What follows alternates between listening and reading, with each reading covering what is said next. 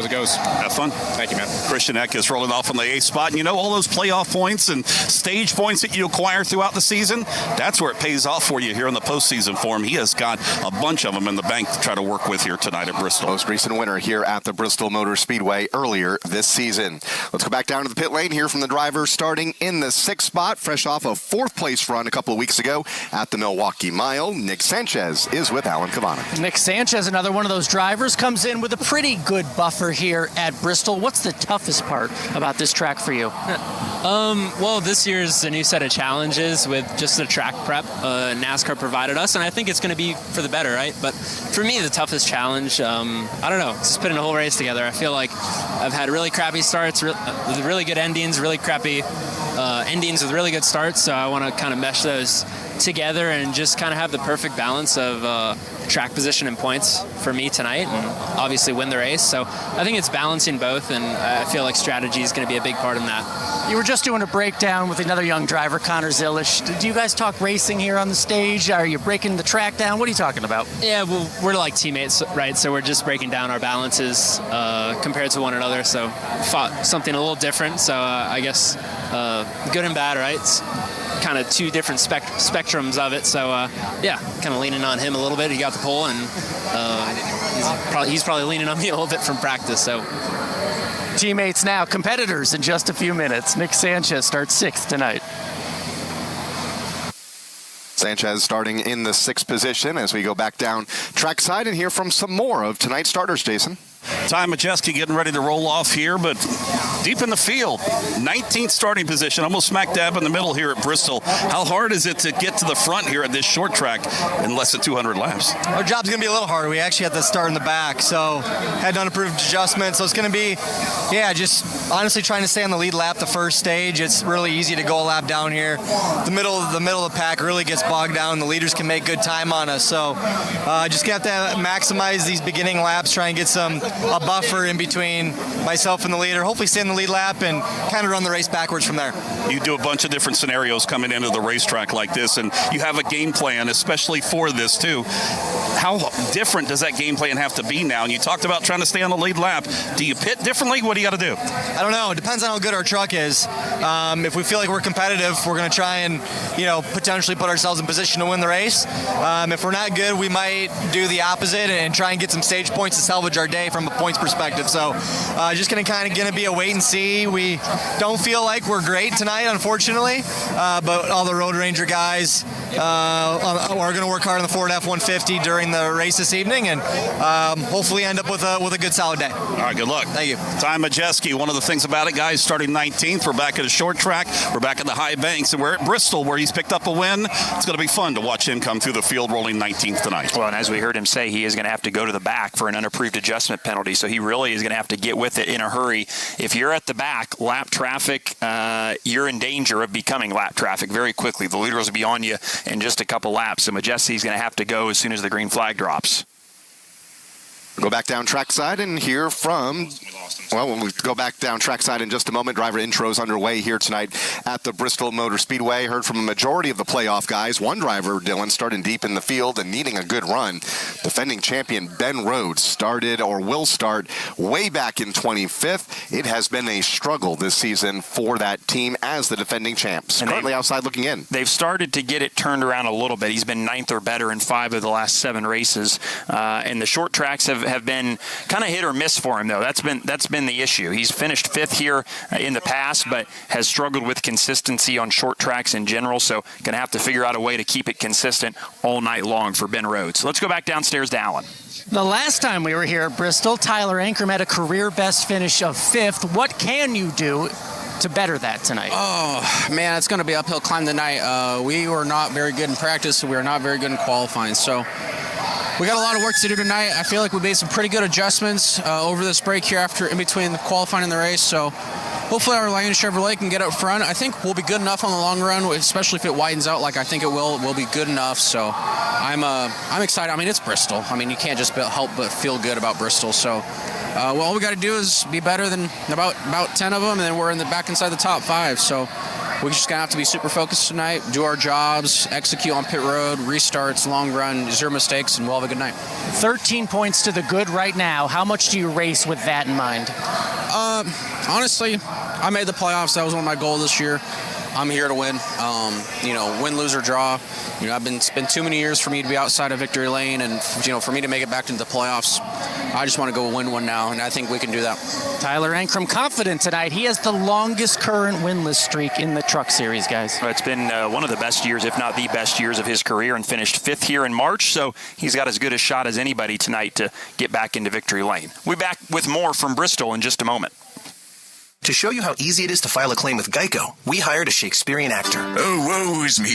Wherefore are thy claims help when I hadst a fender bender? Pardon the interruption, but when you file a claim with Geico, your claims team will be in touch right away. But willst they forget about me later when thou needest updates? No. They'll always be there to, helpeth you out. Well, I suppose that I should bemoan something else, like my lactose intolerance. Oh, why must Derry disagree with me so savagely? Geico. Great service without all the drama. The year was 1993. The NASCAR Cup Series season kicked off with the Dale and Dale show at the Daytona 500. Dale Jarrett's got the lead. He goes to the inside. Earnhardt's not going to get him. Dale Jarrett is going to win the Daytona 500 by SDP. Earnhardt second. The 1993 NASCAR Cup Series season. All the highs and lows. Relive them all on MRN's exclusive podcast, The 1993 Season. Available on podcast platforms and MRN.com. We'll chat with more playoff drivers before pre-race ceremonies get underway. From Bristol Motor Speedway, this is the Motor Racing Network, the voice of NASCAR.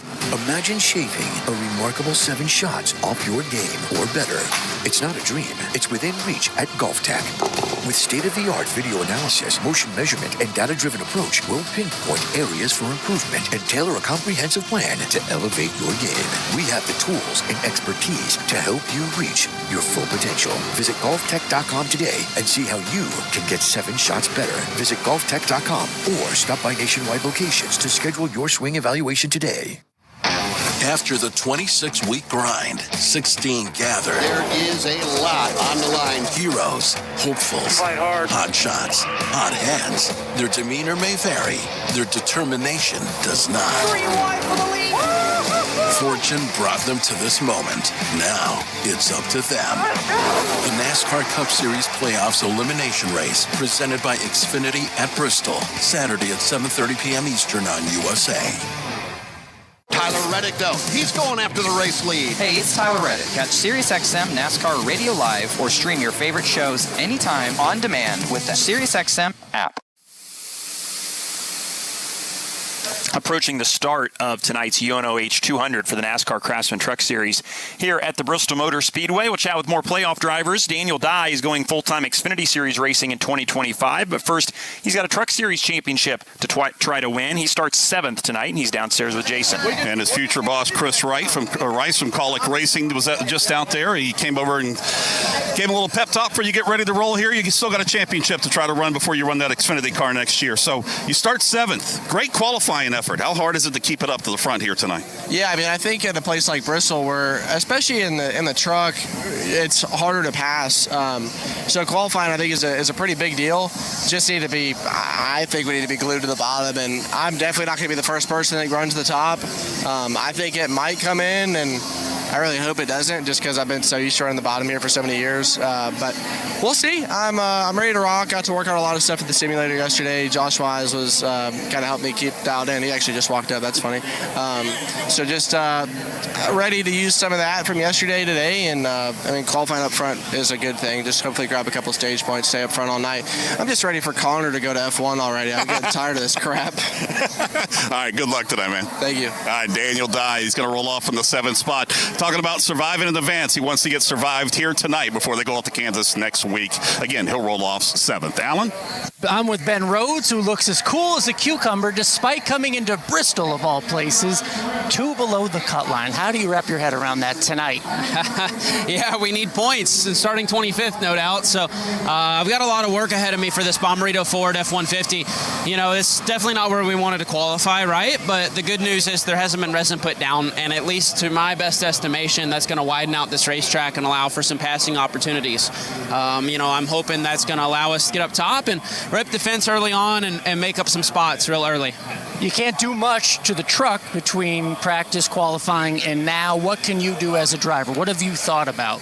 Yeah, we're pretty limited on changes, and we do what we can with what we're allowed to complement the truck. But you can't take it apart. You can't start over. You're pretty well stuck with the setup that you have in it. So realistically, as a driver, you look at SMT data, you watch some footage, you work with the crew on the changes you can do, and that's it. And other than that, you just got to get up on the wheel and make it happen. Ben Rhodes, two-time champ. If there's anybody that can do it, it's him. We're looking for his first win here at the Bristol Motor Speedway, and I like to mention a moment ago, 2 points below the cutoff following a 9th place run at the Milwaukee Mile. Mom, meet Sarah. From first time Nana moments. Yeah, welcome to Flight 101. To annual girls trip moments. Your can't miss moments are worth protecting against RSV. If you're 75 or older or 60 plus with a chronic condition like asthma, COPD, heart disease, or severe diabetes, you're at higher risk of landing in the hospital from RSV. And there are no prescription RSV treatments. Check eligibility and schedule your RSV vaccine at vaxassist.com. So where should we go next? Sponsored by Pfizer. Hey, I hear you think podcasts are all about true crime, huh? Well, wise guy, the iHeartRadio app's got all kinds of podcasts. We got stuff you should know and stuff they don't want you to know. We got Bobby Bones, Big Boy, and Lou Later. We got SpongeBob Binge Pants and Exotic Erotic Story Time. We got Doughboys, Two Dudes in a Kitchen, Green Eggs and Dan. Hey, we got Elf Quest. We got podcasts for everything on the iHeartRadio app for free. If you don't download that, well, that's not just a true crime, my friend. That's criminal. From Bristol Motor Speedway, this is the Motor Racing Network, the voice of NASCAR. We could try to explain what it feels like to get your work done on a John Deere. The way a Z-Track mower finishes in half the time you thought it would. Or how much easier it is to move mountains of soil with a 1 Series tractor. We could even go into detail about how it feels to tow up to 4,000 pounds behind a Gator XUV. But if you really want to know what it's like to run with us, you just have to get in the seat. Learn more at johndeere.com/get-in-the-seat or visit a dealer near you.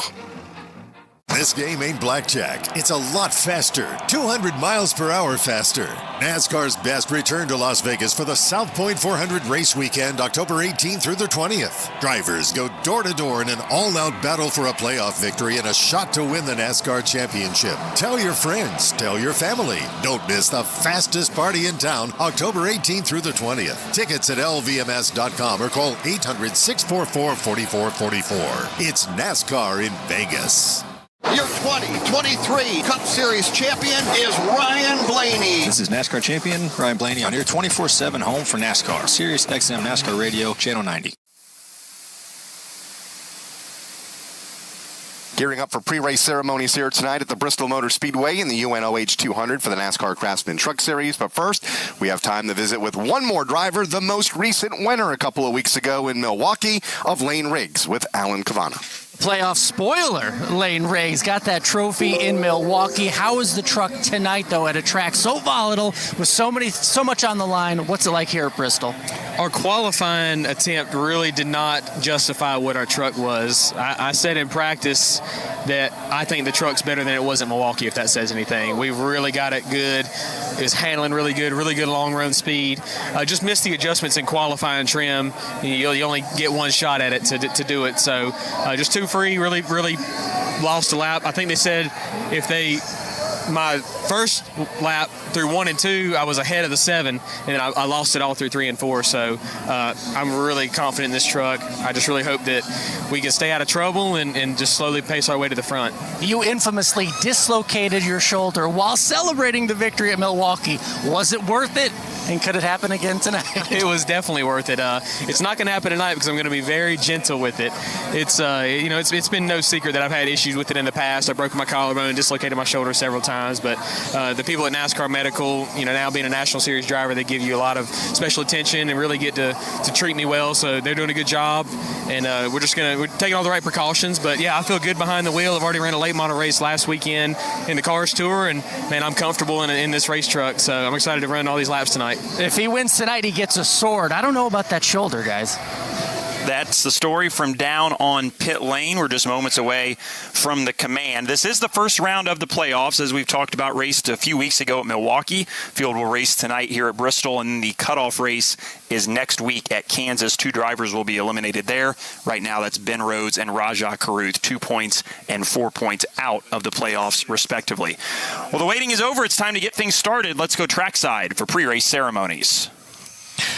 Race fans, please rise as you are able. Remove your hats, and veterans render a hand salute as the Dobbins-Bennett High School Air Force Junior ROTC Color Guard presents our nation's colors.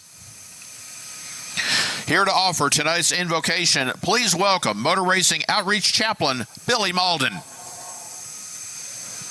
Heavenly Father, as we bow our heads once again to recognize your presence in our lives, Lord, we do so grateful for your love and your presence that is with us.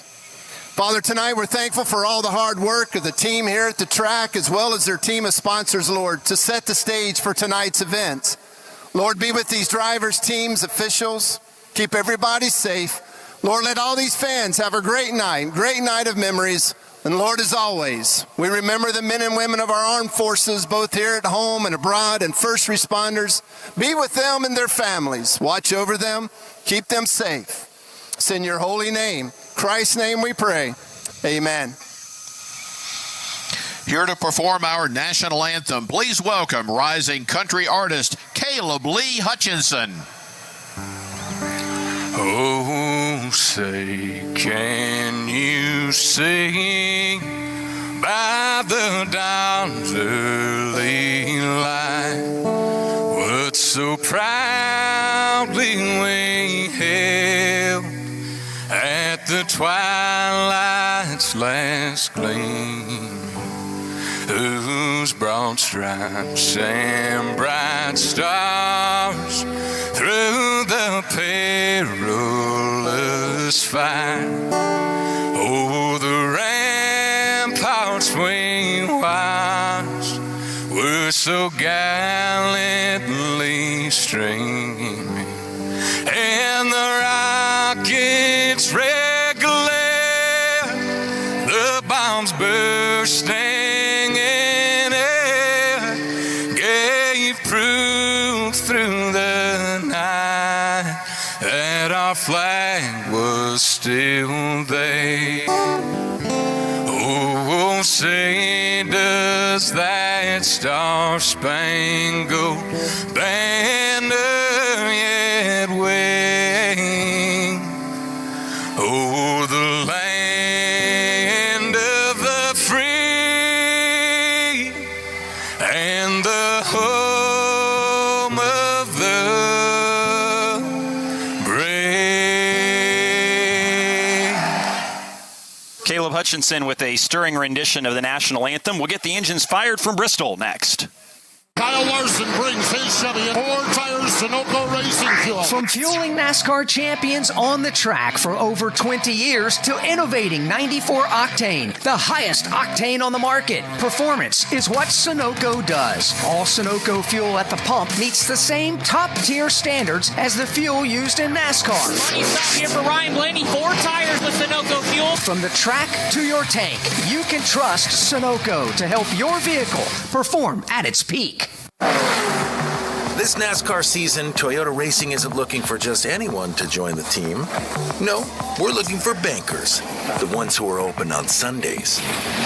So if you live for the gravity-defying 31-degree banks like this one on Turn 4 at Daytona, then we want you. Be part of the action at Toyota.com/racing. Toyota, let's go places. NASCAR is a registered trademark of National Association for Stock Car Auto Racing, Inc. Stage lengths tonight at Thunder Valley. The first stage will be 55 laps. The second stage also 55 laps. That takes us to lap 110. The final stage, 90 laps, and takes the field to the 200-lap distance here at Bristol. From Bristol Motor Speedway, this is the Motor Racing Network, the voice of NASCAR. Hey, have you ever used Cheapo Air? Yeah, for years, and I really like it. With Cheapo Air, you can book online, use their app, or even over the phone. They've got great prices on over 500 airlines and millions of accommodations. They are my go-to do for travel planning. Oh, and if you join their Club Miles program, you can earn points to save on the cost of your travel. Book on the app, and you get double points.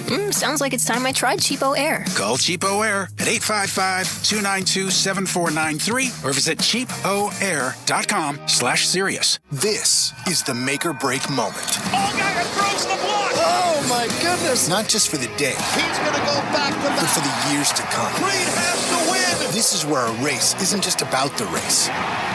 It's about the doors it can open. That kid is amazing. The number of fans wearing your number. This is the chance to carve your name into the history books. The NASCAR Xfinity Series is moving to the CW at Bristol on September 20th. I got a heart like a truck. Hey race fans, this is Lainey Wilson on your home for NASCAR. Sirius XM NASCAR Radio, Channel 90.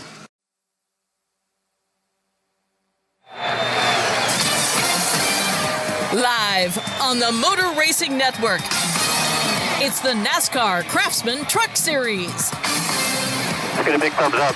Get ready to rock and roll and pass the race cars today, pal. Go boys, let's execute. Have a good day. Today, the UNOH 200, presented by Ohio Logistics from Bristol Motor Speedway. Brought to you by Craftsman. Shop for special deals at Ace Hardware. Visit craftsman.com/deal of the race. By Blue Green Vacations, the official vacation ownership provider of NASCAR, invites you to believe in the power of vacation. By Geico. Geico's mobile app has 24/7 claim service and on-the-go policy info. Get more with Geico. By Napa. Elevate your engine performance with Napa Full Synthetic Engine Oil. By Toyota. For the latest Toyota racing information, visit toyotaracing.com. And by Sunoco. From NASCAR to your car, Sunoco Fuel helps your car reach peak performance. About 2 minutes away from the command of fire engines here at Bristol for the NASCAR Craftsman Truck Series, race number 2 in the first round of the playoffs. Youth has dominated at Bristol lately. We talk a lot about how tricky this racetrack is, but 3 of the last 4 years, drivers under the age of 21 have won here. Sam Mayer won in 2020, Chandler Smith in 2021, Corey Heim, the winner of this race last year, the oldest of those 3 at just over 21 years of age. They're the 3 youngest race winners at Bristol in series history, and that's saying something. The trucks have raced here since their inception, and since the late 90s, so they've been coming here a long time, and the young guys have figured out a way to get around this racetrack. Bristol Motor Speedway, part of the very first season for the NASCAR Craftsman Truck Series way back in 1995. It took a few years off from coming here, but made the return several years ago, and we're in for a good one tonight. I think the other story is qualifying earlier today. Drivers like Ben Rhodes, so easy, if it's like anything we saw in the ARCA race earlier today, to get in trouble mid-pack while trying to stay on the lead lap and make his way through the field. He is currently, as the defending champion, will be starting 25th here in just a couple minutes from now. And it's not so much that you make a mistake getting, being back in the pack. It's getting collected by somebody else's mistake. You're trying to hustle through there. You're maybe making moves that you're not accustomed or normally used to making that put yourself in a bad position for somebody else to make a mistake and collect you. So you never want to start at the back anywhere, but especially here, it can be chaotic. It can be costly. As you said, Kyle, we saw it evidenced in the ARCA race, and it's going to be interesting to watch a couple of these drivers, 2 ThorSport drivers, work their way forward. Currently, Ben Rhodes 2 points outside of playoff contention after 1 race. Rajah Caruth also outside looking in, but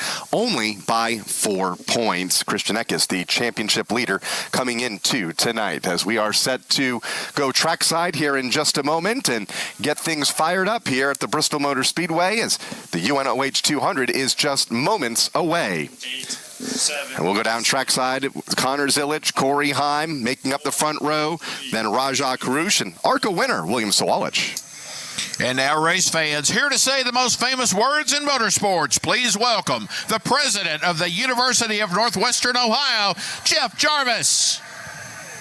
On behalf of everyone at the University of Northwestern Ohio and Ohio Logistics, for the NASCAR fans and our friends at K&L Ready Mix, it's Bristol, baby! Drivers, start your engines!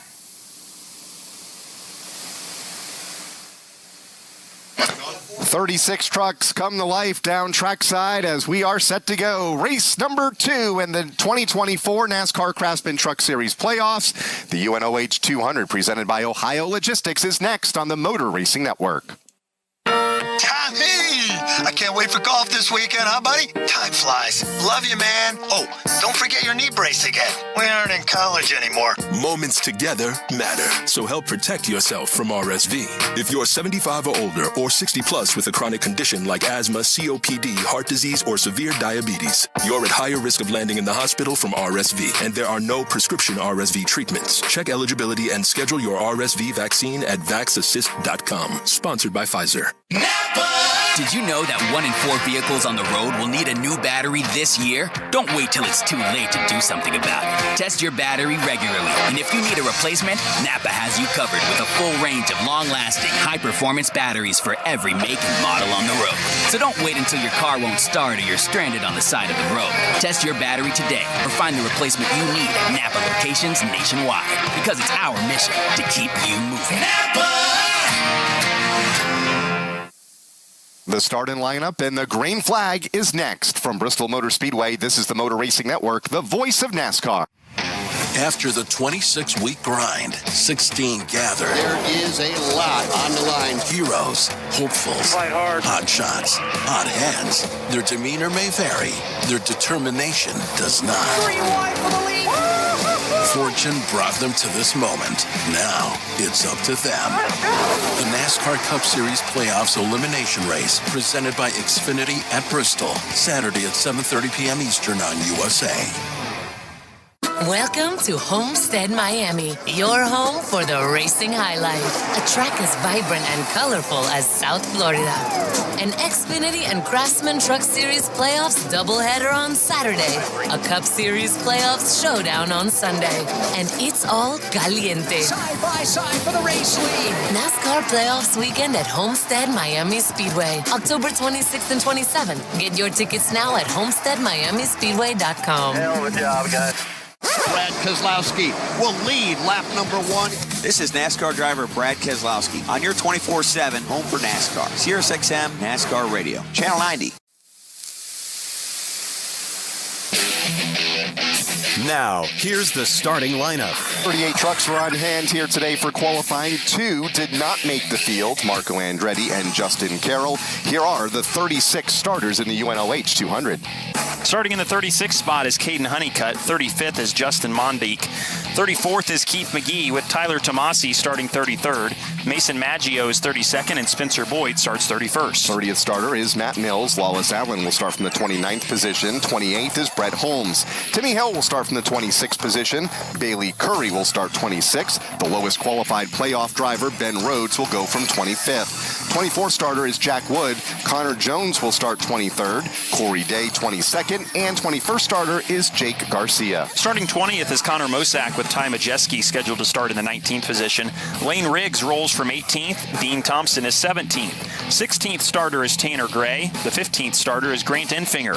Starting 14th, it's Tyler Ankrum. Stephen Parsons starts 13th. Starting 12th is Ty Dillon, and Matt Crafton starts 11th. Tanner Gray will start from the 10th spot. Chase Purdy will go 9th. 8th starter, the most recent Bristol winner, Christian Eckes. Daniel Dye will start from the 7th position. 6th is Nick Sanchez. Stuart Friesen will start from 5th. William Sawalich, who has already picked up a win here tonight in the ARCA Menards race, will start 4th. Rajah Caruth in 3rd. And on the front row, Corey Heim will start from 2nd. And on the pole, Connor Zilic, his 2nd pole here in just 3 starts in this series, will lead the fields to the green flag in just a couple of laps from now. We heard him mention it in pre-race, but Ty Majeski, scheduled to start 19th. He'll go to the back at the start of this race. Unapproved adjustments after qualifying. He loses all his qualifying track position. He loses his pit stall selection next week at Kansas, and the truck chief has been ejected. So Majeski, with some work to do early on, he'll roll from the 36th position. Well, high above the race racetrack, the half-mile Thunder Valley here at Bristol, is our own Marlboro, New Jersey's Tim Catalfamo with a great view of this speedway. It certainly is, Dylan, and good evening, everyone. Let me paint the picture for you. This is a racetrack where you are racing, in a sense, in a bowl. High concrete banked corners, of course, short little straightaways. This entire racetrack surrounded by grandstands and Musco lighting, and when those lights kicked on about a half hour ago, it just gleams. A absolutely beautiful facility. As far as the racetrack is concerned, progressive banking, that's going to be the challenge for the drivers tonight, because there is no traction compound that's been put down before this race, meaning that groove could be the bottom, the middle, or the top. We'll see how it changes throughout the course of the night. Of course, this is also Bristol. It's a short track. You want to keep your tempers and your fenders intact tonight. Back to Dylan Welch and Kyle Rickey.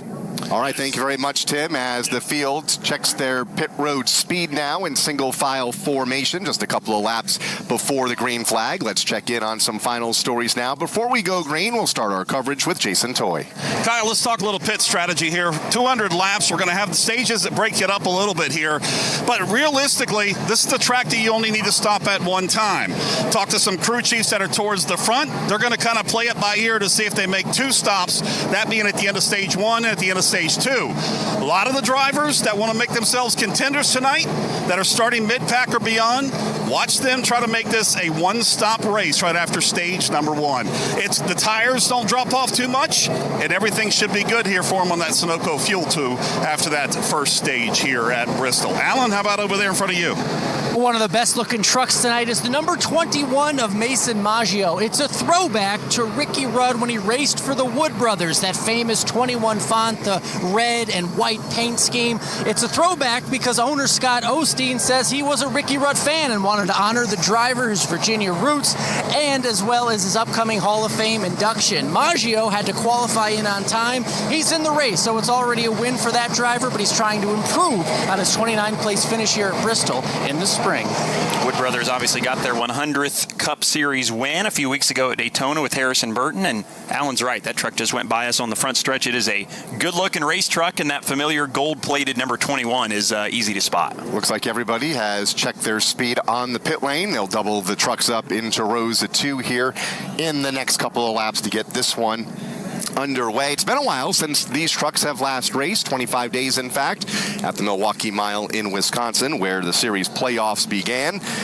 And it was a non-playoff driver picking up the win. Lane Riggs took the checkered flag on that night. Christian Eckes now has a 60-point cushion in the playoffs coming to race number 2. So he could have a really bad night here tonight and still be in pretty good shape. Ty Majeski, Corey Heim, Nick Sanchez, all relatively in good shape. They really stack up from 5th on back. Taylor Graves 5th, but only 13 points to the good. Tyler Ankrum also just 13 to the good. Daniel Dye, Grant Infinger, just 2 points to the good, and the two drivers outside looking in, Ben Rhodes and Rajah Caruth, as it looks like we'll get the one-to-go signal this time by. The one thing, too, that's interesting about this race that's different than years past. In years past, Bristol was the first race of the second round, and if you won here, you punched your ticket to Phoenix in the championship round. So these drivers still have one more race after this, next week at Kansas, before they get to that second round of the playoffs. So a little bit of a different approach, a little bit different mindset. Got to remind yourselves that it's maybe not do or die desperation at all times here at Bristol, but these drivers certainly want to win, give themselves as many playoff points as they can, and certainly lock themselves into that next round first things first. So everybody amongst the top 4, like Kyle said, in a pretty good position, but 5th on back, it gets a little tight. And that second round of the playoffs will include events at Talladega, Homestead, and Martinsville before the championship race on November 8th at Phoenix. Set to go for race number 2 here tonight at the Bristol Motor Speedway. The UNOH 200 presented by Ohio Logistics. 36 trucks lined up and ready to go. Connor Zillage, Corey Heim outside and in on the front row, and with the start, Carmel, Indiana's Dylan Welch. Stage number 1, 55 laps. That's what we'll race to. Field already off of turn number 4. Connor Zillage in the gas from outside the front row. Green flag at Bristol, the UNOH 200 as the field races to 1. And Connor Zillage will lead the field at a turn number 2 for the first time, but here comes Corey Heim, a challenge to his left elbow in turn 3. I'm right back to the inside. Zilic out front in the outside lane. He will lead lap number 1 by a truck length as they are side by side behind them for third. That's the battle for third, Kyle. Rajah Caruth to the inside of William Sawalich. Those two pickups run side by side down the backstretch. Truck spread all over this racetrack. Bottom groove preferred in years past. Not so much here. The middle groove is working for William Sawalich. He's trying to take third from Caruth. Sawalich fighting hard on that outside lane, giving Rajah Caruth plenty of room to work downstairs, but it's Sawalich with the advantage this time as they go back to the corner. A lot of side-by-side racing through the field, including this battle for third. William Sawalich, Rajah Caruth, third, fourth, and they are joined by Christian Eckes. You can throw Christian Eckes, Nick Sanchez, and Stuart Friesen into this battle for the third spot. They all get single file and set up for turn 3. That's right, single file 1 through 8. First side-by-side races for 9th. Daniel Dye takes that spot from Ty Dillon. Back up front, it's a 2-truck breakaway. And it's a 2-truck length advantage now for Connor Zilic, the leader, off turn number 2. Corey Heim rides behind him in second. Rajah Caruth continues to peek out of line on William Sawalich for the third spot. William hangs on to that position for now over the Rajah Caruth truck. Christian Eckes in that pack. One truck goes high off of turn number 2. That is the Stuart Friesen truck, backsliding just a bit after starting among the top 5. He currently rides in the 7th position. Battle for third again heats up into turn 1. Rajah Caruth desperately walks by William Sawalich. He's been pounding the back tailgate of Sawalich the last couple of laps. He trails him by a half a truck length. And the best battle on the speedway, and they're losing ground to the top 2. Connor Zilic and Corey Heim. They've pulled out by about a half a straightaway over this ongoing race for third. Nick Sanchez now starting to get impatient a little bit further back. He's trying to figure out a way to get around Christian Eckes for 5th. Single file, though, among the top 10 drivers. Everybody right around the bottom of the racetrack. First battle outside of that grouping is Matt Crafton and Ty Dillon. They race for the 11th spot down the front stretch, and Ankrum joins the fun as well. Ankrum goes to the inside of Ty Dillon, who walked up the racetrack in turn 1. Give the spot to Ankrum as they hit the backstretch. That race in turn number 3 right now, just into or just out of the top 10, racing from 12th on back, just behind Matt Crafton. Good battle just in front of them as well, involving Chase Purdy and Tanner Gray. Leaders in turn number 3, it is Connor Zilic out front and now pulling away from Corey Heim, has a solid 4 truck lengths, and then that battle for third with William Sawalich and Rajah Caruth. That's the best battle inside of the top 5 between Sawalich and Caruth. They remain 1 truck length apart off turn number 2 and into turn 3. Racing groove continues to spread out a little bit deeper in the field. The bottom lane has been the preferred lane for the cars, or the trucks rather, at the front of the field. That seems to be the fastest way around, but you can move around. We've seen a couple trucks. Lane Riggs notably has been up against the outside wall making it work the last couple of laps. He moves back down to the bottom now as he works down the back straightaway, but all lanes are open for business, and deeper in the pack they nearly go 3 wide off turn 4. They're going to single it out though, back onto the front straightaway, keeping an eye on another driver. I believe that was Ty Majeski, it was, who nearly tagged the wall to the outside of turn number 2. He's having a tough time coming up through the field, currently 32nd after having to start in the back. Ben Rhodes has gained minimal ground. He is currently 23rd on the racetrack, about a half a lap behind the race leaders that come off of turn number 4 to complete lap number 14. No change among the interval, still about 3 or 4 truck lengths between Christian Eckes, or check that, between Connor Zilic and Corey Heim. We talked about Ty Majeski and needing to go early. He did get into the wall a little bit a couple of laps ago, but he is in danger of going a lap down if he doesn't get going here. He's got a little bit of time because the leaders are working into lap traffic, but I think the message has been delivered to him because he started to pick them off. He's moved to the higher line.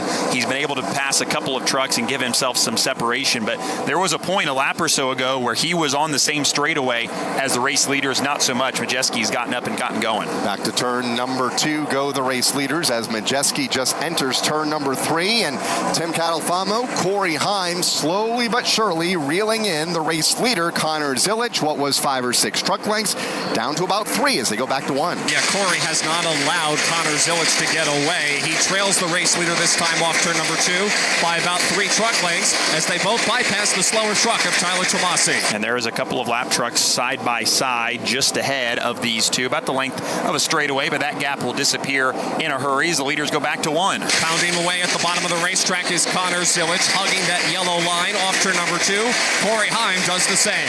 William Sawalich hangs on to the 3rd spot, Rajah Caruth 4th, and Christian Eckes to round out the top 5. They are about as straight straightaway behind Connor Zilich, the race leader. They're going to approach some more lap traffic here in just a moment. Heim in second, unable to close. However, Dylan, that might change here in the next few laps. That's right. There's a bevy of lap trucks, all nose to tail, single file for the most part through 1 and into turn 2. Race leaders working the bottom side of 1 and 2 now. They'll have the Mason Maggio race truck, the first truck that they'll put a lap down, but they're spread out all over the racetrack just ahead of this truck, this Maggio truck, as they work off of turn 4. Here are the leaders now, and they're in the thick of the lap traffic in 1. Zilich's Silverado goes to the bottom of the racetrack, trying to get around the Mason Maggio machine. He will as he exits turn 2. Corey Heim now in turn 3 will do the same. Corey Heim goes to the inside, moves around Mason Maggio as they close in next on Spencer Boyd. Ty Majeski just a couple of trucks in front of the race leaders, half the length of the back straightaway from Majeski.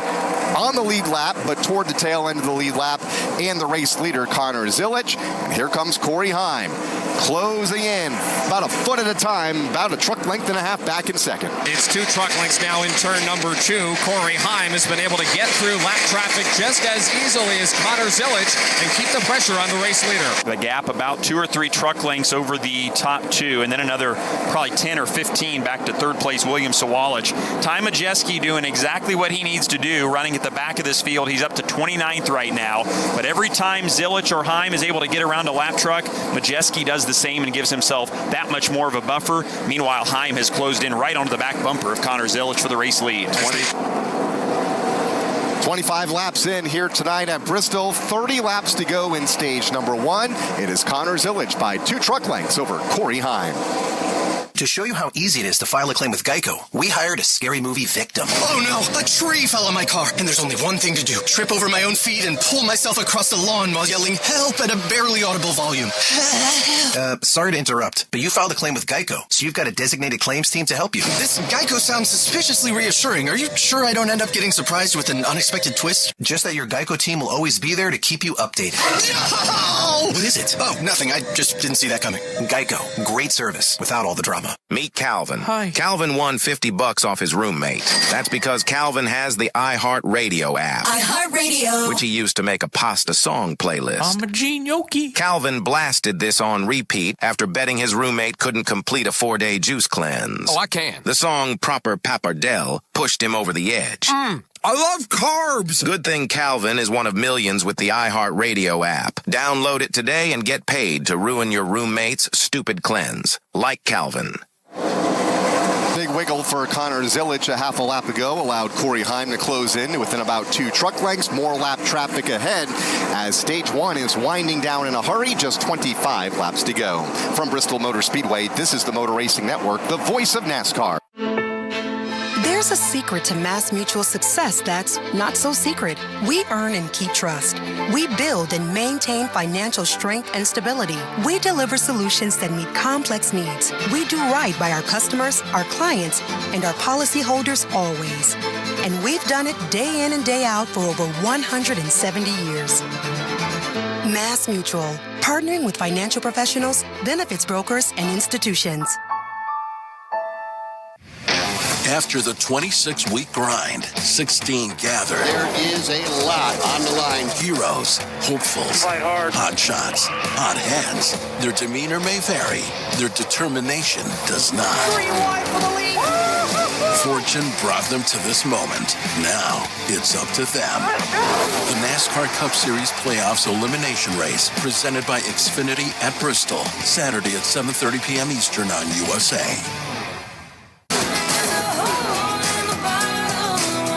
Hey race fans, this is Kelsey Ballerini on your home for NASCAR. Sirius XM NASCAR Radio, Channel 90.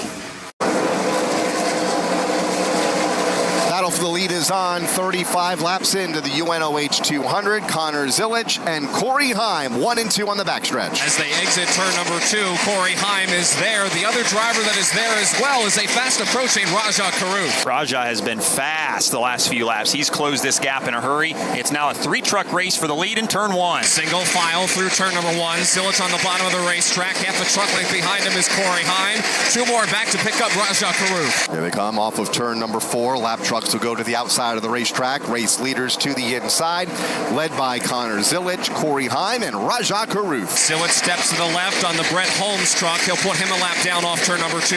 Corey Heim will now try to bypass Holmes in 3. Heim just tiptoeing around the bottom and around the lap truck of Brett Holmes. He clears a path for Rajah Caruth, who can't get around the slower truck. He goes side by side with him into 1. Caruth now taking his time to get around the Brett Holmes truck. He will do so off of turn number 2, clear Holmes, and still look ahead at the 2 of Zilic and Heim. Matt Mills, the next truck to go a lap down. Right now, Ty Majeski doing a nice job staying in front of the race leaders and on the lead lap. He has moved up to 25th. There's about 3 trucks between himself and the race leaders. Just trying to get to the end of stage 1, 15 laps from now, as Connor Zilic comes off of turn number 4 and maintains a truck length lead over Corey Heim. Leaders have been bogged down in the slower traffic for sure. That's allowed Majeski, to your point, Kyle, to get away. There's 4 of them stacked up now in front of Connor Zilic. Corey Heim still all over his back bumper. Rajah Caruth has fallen back about a truck length or so. Here's Heim out of line down the front stretch. Heim wants the lead. He ducks low in turn number 1, side by side with Connor Zilic for the top spot. Heim can't clear Zilic, though. Zilic fights back on the outside. Digging hard on the bottom is Corey Heim, looking to become the second different leader of tonight's race. And at the start-finish line, he will lead lap number 1 here this evening. Connor Zilic leading the opening 41 circuits here this evening, and Rajah Caruth very much a part of the lead battle, and more lap traffic in front of the leaders. Getting down to the end of stage number 1, just 12 laps to go as they go back to turn 1. Matt Mills, Jack Wood, Lawless Allen, all of the trucks that are directly in front of Corey Heim, the leader this time, off of turn number 2. He's got Connor Zilic and Rajah Caruth in lockstep formation behind him. And William Sawalich has closed to within sight of the top 3. He runs in the 4th spot in a Tricon garage truck, but he's got a lap truck still separating himself from the top 3. And further behind them, the battle for 5th is on. That's where you find the Nick Sanchez truck and Christian Eckes running side by side. Here they come off of turn number 4. Corey Heim in more traffic, still looking to put a lap on the Matt Mills truck as they go back to turn 1. 10 laps to go here in this opening stage as the leaders race up the back straightaway as they hit turn number 3. Heim, Zilic, Caruth tightly bunched. William Sawalich just a couple of truck lengths back and forth, trying to close in and move around the Brett Holmes lap truck. Leaders working at turn number 1, side by side for second. Connor Zilic has got Rajah Caruth to his inside. They have to try to settle this out as they work around Tyler Tomasi. Rajah Caruth, bottom of the racetrack. Connor Zilic, top side. That race for second, just 1 truck length behind the race leader, Corey Heim. Here goes Caruth again back to the bottom in turn number 1, trying to get around Connor Zilic for second, side by side down the backstretch. They work into turn number 3 now. Rajah wants some stage points here with just 8 laps to go. Corey Heim wants some 2. 3-truck race for the lead in 1. And Corey Heim can't go anywhere because it's deadlocked in front of him. He's got Matt Mills, Keith McGee, and Jack Wood, who are not getting out of the way. Here comes Zilic to the outside for the lead. Jack Wood and Matt Mills side by side. Wood slides up the racetrack. Leaders go to the inside. That is Corey Heim. Here comes Connor Zilic in the outside lane with lap traffic ahead. Corey Heim now able to use the Keith McGee truck as a pick. He will pin McGee between Caruth and Connor Zilic. And Zilic got pinned in the outside lane. He's going to have to go way to the outside, 3 wide with the lap truck. William Sawalich right there, as well as Nick Sanchez in 1. Keith McGee being used like a pinball right now. Connor Zilic goes by him. Now so does William Sawalich as they enter turn 3. Sawalich in the 4th position, closing in on Connor Zilic. Rajah Caruth now within 1 truck length of Corey Heim into the final 5 laps. And Corey Heim still struggling to get around the Matt Mills truck. He puts the bumper to him off turn number 2. Walks by. Mills throws the block in 3. There is great racing all over the racetrack as we wind down stage 1. Trucks all over the racetrack using bottom, middle, and top lanes. Great stuff. Back into 1 as Rajah looks for the lead. Caruth to the outside of Corey Heim. Heim can't put the power down and give the lead to Rajah Caruth. He'll take it in turn 3. Use the outside lane in traffic for Rajah Caruth to make the pass on Corey Heim. 3rd different leader of the event as they go back to 1. It's not over just yet. Here comes Corey Heim. He sticks his nose to the inside outside of Carruth in turn 1. Carruth holds off the challenge and holds the top spot. Connor Zilic right there as well. 3 trucks single file around the bottom. Then they're racing hard for 4th on back. 3 wide. Eckes around the outside is Sawalich and Sanchez. Zilic bounced off of the slower truck of Mason Maggio, and now here comes Christian Eckes to try to take that spot away. Meanwhile, Carruth leads by 2 truck lengths. Rajah Carruth leads into turn number 3, looking for the stage win here tonight at the Bristol Motor Speedway. Green and white checkered flag from the starter stand. Rajah Carruth will win the opening stage of tonight's UNOH 200 over Corey Heim in 2nd, Christian Eckes in 3rd. Boy, if that's any sign of what's to come for the next 145 laps, we are in for a treat. Rajah Carruth, the stage 1 winner at Bristol. Mom, meet Sarah. From first-time Nana moments. Yeah, welcome to Flight 101. To annual girls trip moments. Your can't-miss moments are worth protecting against RSV. If you're 75 or older or 60 plus with a chronic condition like asthma, COPD, heart disease, or severe diabetes, you're at higher risk of landing in the hospital from RSV. And there are no prescription RSV treatments. Check eligibility and schedule your RSV vaccine at vaxassist.com. So where should we go next? Sponsored by Pfizer. Blue Green Vacations, the official vacation ownership provider of NASCAR, invites you to believe in the power of vacation. With Blue Green, you can create the vacation that fits your lifestyle, sharing a lifetime of memories at a collection of unique, locally inspired resorts and popular destinations across the U.S. Blue Green owners also enjoy exclusive access to VIP NASCAR packages that deliver the thrill only NASCAR can provide. Start your vacation journey today at bluegreenvacations.com. Let's take a look at the leaderboard at the conclusion of Stage 1. Rajah Carruth, the Stage 1 winner. Corey Heim was 2nd. Christian Eckes 3rd. Connor Zilic 4th. Nick Sanchez 5th. Stuart Friesen 6th. William Sawalich was 7th. Lane Riggs 8th. Chase Purdy 9th. And Daniel Dye rounds out the top 10. Elevate your engine's performance and help it run cleaner, longer with the advanced formulation and protection of Napa Full Synthetic Engine Oil. Available at Napa locations nationwide. From Bristol Motor Speedway, this is the Motor Racing Network, the voice of NASCAR.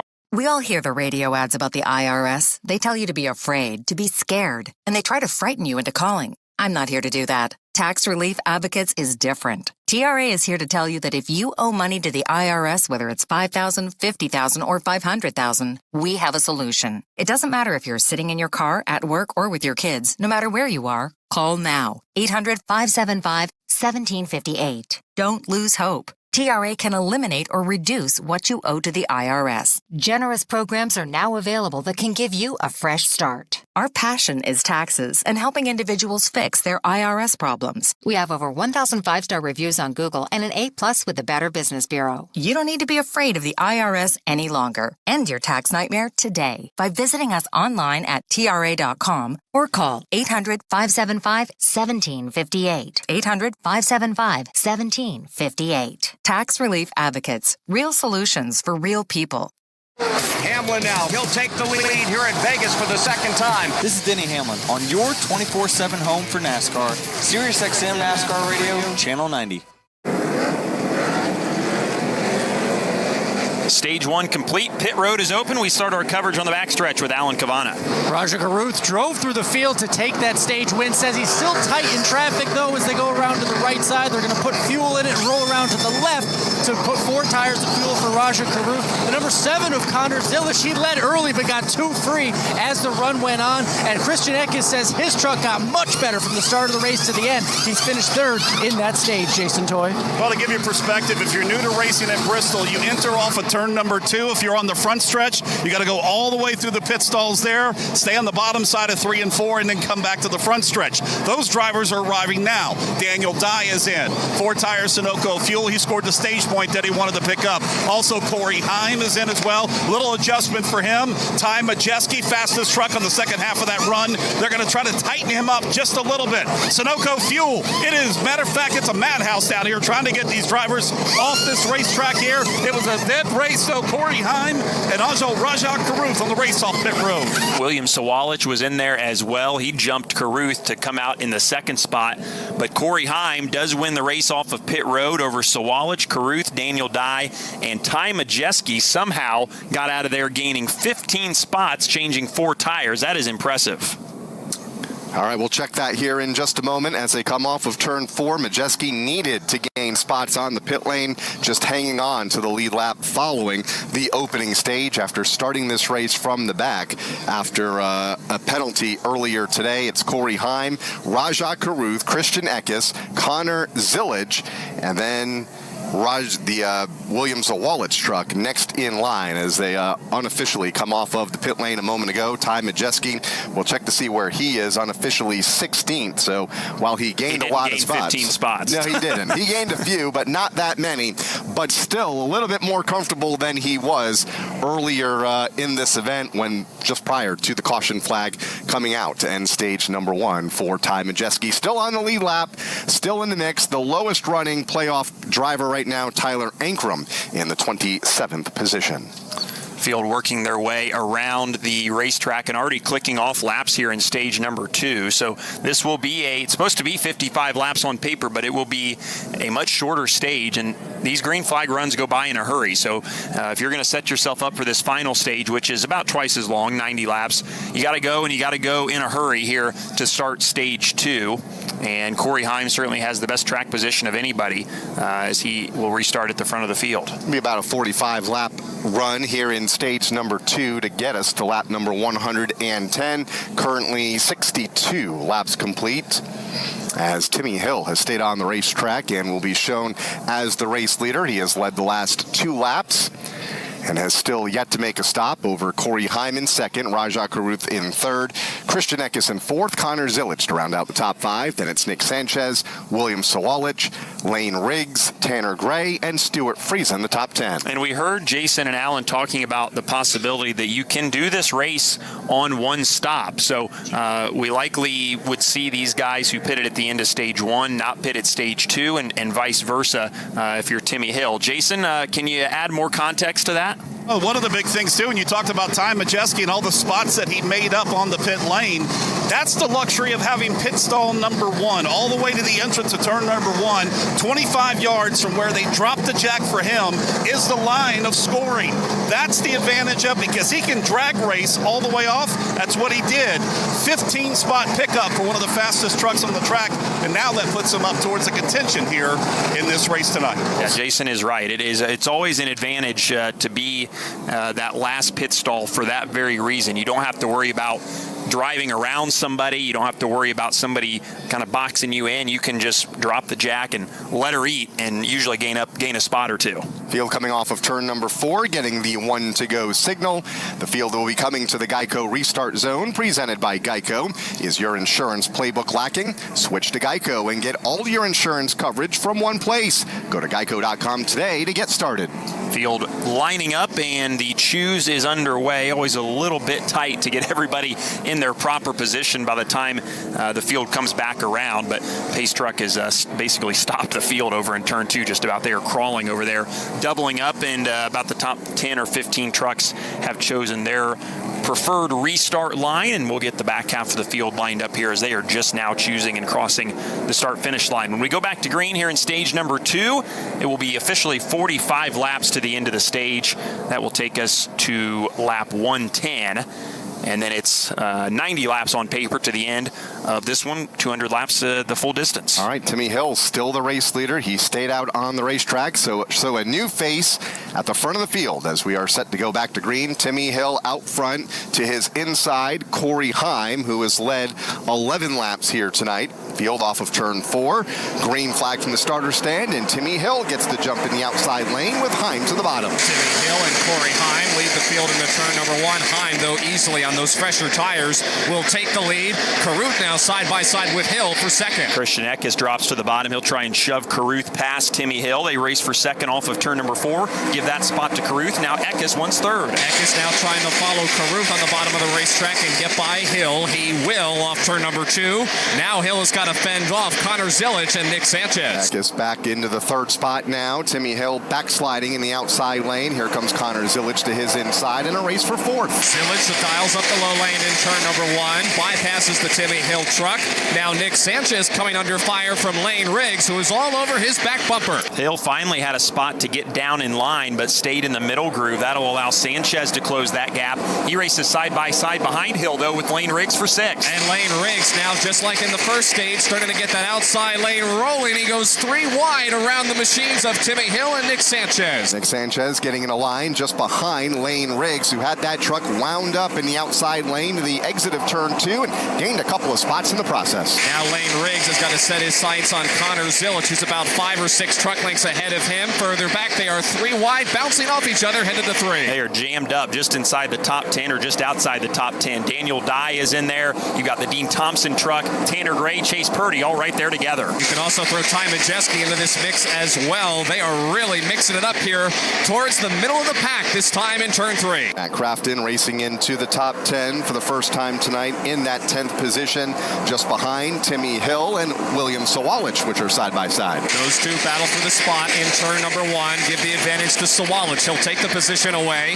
Matt Crafton now trying to get by Timmy Hill in 3. Yeah, oftentimes good race car drivers, if they get passed in a lane they're not using, they'll go up there and try that lane themselves. We've seen several do that since Lane Riggs went up and ran basically on the outside fence all the way around and passed 2 trucks. Several other drivers behind him, including Nick Sanchez and William Sawalich, have moved up there as well. Riggs still runs in the 4th spot. Sanchez is 5th. Friesen is 6th. They're back in 1. They are battling for this spot. Riggs this time in turn number 1 will change it up. He'll go to the bottom. Nick Sanchez went to the top side. In turn 3, they both go up to the outside wall. Keeping an eye on Connor Jones, currently 18th on the speedway, may have a tire rub, runs the outside lane right now mid-pack, and is in a heated battle with Connor Mosak for that position. As the leaders are in turn number 4, it's still Corey Heim out front. Playoff drivers go 1, 2, and 3 with Rajah Caruth in 2nd and Christian Eckes in 3rd. Connor Zilic 4th, Lane Riggs in 5th. Best battle is for 6th. That is between the machines of Nick Sanchez and Stuart Friesen. They are 2 truck lengths apart. Sanchez goes to the high line, mirroring Lane Riggs just in front of him. Friesen's got the bottom all to himself. They work off of turn number 4. Same order, Sanchez back to the high side. And so does Stuart Friesen. He'll go to the inside lane in turn number 1. Closes in within a truck length of the Nick Sanchez machine. Keeping an eye further back on drivers like Ben Rhodes, 21st, having a tough time coming up through the field. Ty Majeski is now 15th. He's been able to leapfrog a couple of other playoff drivers, racing in and amongst Taylor Gray and Grant Enfinger mid-pack off of turn 2 and up the back straightaway for Ty Majeski, who is another one of those trucks, Dylan, getting it wound up very comfortable in the outside lane. And sometimes when you're that far back, you just got to go where their other trucks are not, and that's what Majeski's done. He's been inside, he's been outside, he's been at different ends of the racetrack in 1 and 2 than he has been in 3 and 4, so he's been effective for sure moving his way forward. He works the bottom side of 3 and 4 right now. Let's check in down to the pits with Alan Cavana. And looking at the points, the 2 drivers right there on the cut line are Grant Enfinger and Ben Rhodes, and both are running outside of the top 15 right now, and coincidentally they're having the same issue. Both of them were really tight in practice, and then we get to these night conditions and they're too loose out there on the racetrack. These are 2 veteran drivers with 2 veteran crew chiefs, a bit perplexed right now as they fight for their playoff lives. Yes, they do. Currently both outside looking in, coming into tonight as Corey Heim continues to lead in Thunder Valley. Craftsman is back on track and racing for a miracle. Help support your local Children's Miracle Network Hospital and save 20% off select Craftsman V20 products. Shop this deal of the race at Ace Hardware. Do it fast. Do it proud. Do it with Craftsman. 20% savings offer available at participating Ace Hardware stores and on acehardware.com. Restrictions apply. See craftsman.com/deal of the race for details. Months of preparation, thousands of green flag laps, and enough drama to make your heart skip a beat.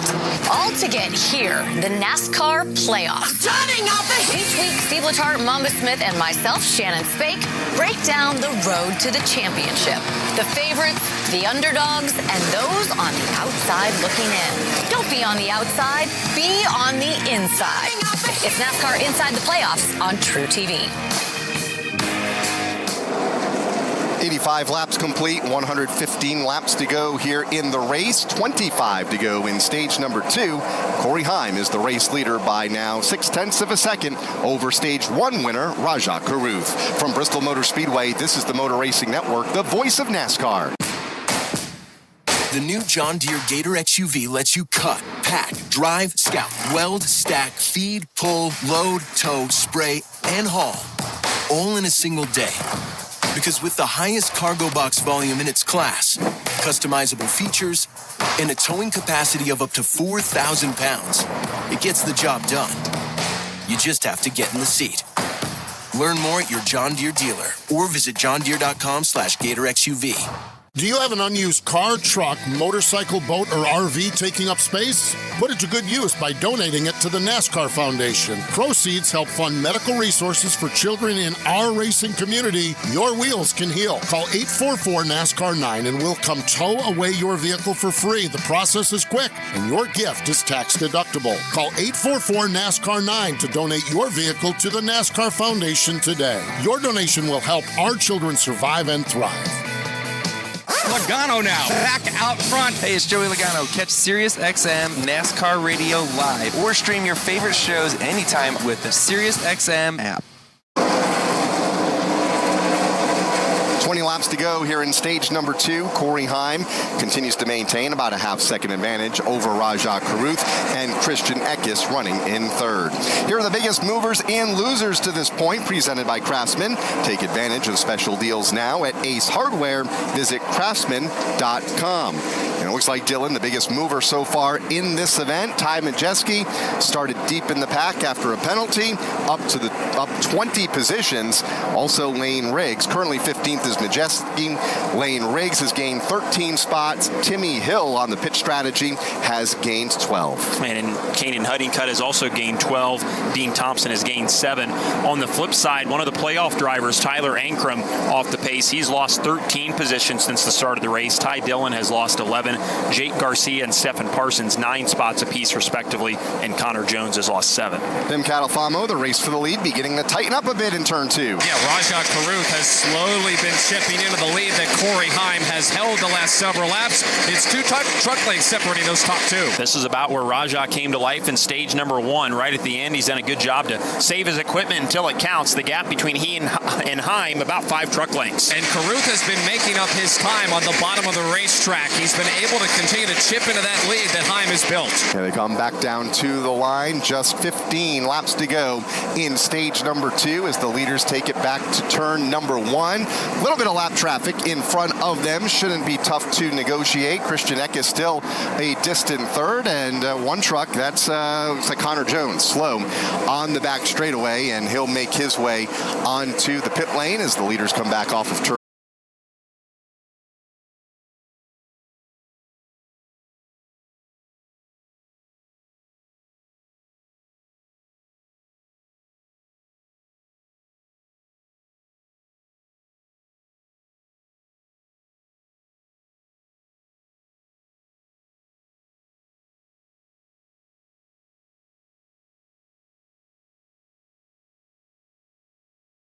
On Caruth to the inside. Run side by side for second. Those 2 Silverados remain wheel to wheel in turn 3. Great battle for this second spot here as the stage winds down side by side off of turn 4 for the second spot. Caruth inside, Eckes outside. Caruth takes his blue and white pickup to the bottom of the racetrack, gets in the throttle, tries to clear Christian Eckes off the corner. Not so fast. Here comes Eckes on the outside. Eckes in the outside lane. Caruth utilizing the bottom. Race for seconds, allowing Corey Heim to pull away at the front of the field with 3 to go. Corey Heim back to the bottom of the racetrack in turn number 1. Not trying to push the issue too hard here towards the end of stage number 2. Still watching Eckes and Caruth fight for second. They still fight side by side. Caruth inside, Eckes outside. 1 to go in stage number 2. The lap truck of Matt Mills next on the checklist for Corey Heim. And Corey Heim doesn't need to go up and pass him, but he's going to continue to watch both Eckes and Caruth fight for that second spot in turn 3. Pit lane is closed. Up trouble, turn number 3. One truck spins. It's Connor Zilic. He had contact with Nick Sanchez going into the corner. I'm not sure if they got locked together on the back straightaway or not, but they were racing pretty aggressively for that spot, and Zilic goes for a lazy spin in turn 3. Well, Sanchez told our Alan Cavana before the race that he and Connor were swapping secrets of how to get around this racetrack. That may not be the case anymore with contact over there taking Zilic out of contention at the end of stage 2 for a potential top 3 run here. Our first caution for a cause here tonight at the Bristol Motor Speedway. It's been clean and green up until that moment just a lap ago as the green and white checkered flag is in the air from the starter stand. Ending stage number 2, Corey Heim is the stage winner here as we take a look at the leaderboard presented by Napa. Elevate your engine's performance and help it run cleaner, longer with the advanced formulation and protection of Napa full synthetic engine oil. Available at Napa locations nationwide. Stage 2 in the books. Corey Heim, the stage winner over Christian Eckes and Rajah Caruth, with Lane Riggs and Nick Sanchez rounding out the top 5. Pit road will be open. We'll see who comes and who doesn't. Back at Bristol in a moment. Tommy!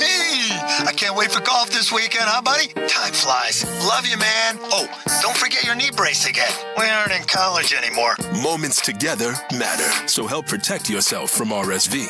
If you're 75 or older or 60 plus with a chronic condition like asthma, COPD, heart disease, or severe diabetes, you're at higher risk of landing in the hospital from RSV, and there are no prescription RSV treatments. Check eligibility and schedule your RSV vaccine at vaxassist.com. Sponsored by Pfizer. From the infield garages to the race shops, NASCAR Hot Pass is your all-access ticket to the latest news from the sport. Well, we got them down, now we put our foot on them. And that's the attitude you got to have. I don't think it's a move that can have any success at Martinsville. I still don't know why it worked. Stay up to date with all of your favorite drivers all year long. Get to the Final Four is what every driver in NASCAR's goals are. NASCAR Hot Pass, weekday mornings from the Motor Racing Network.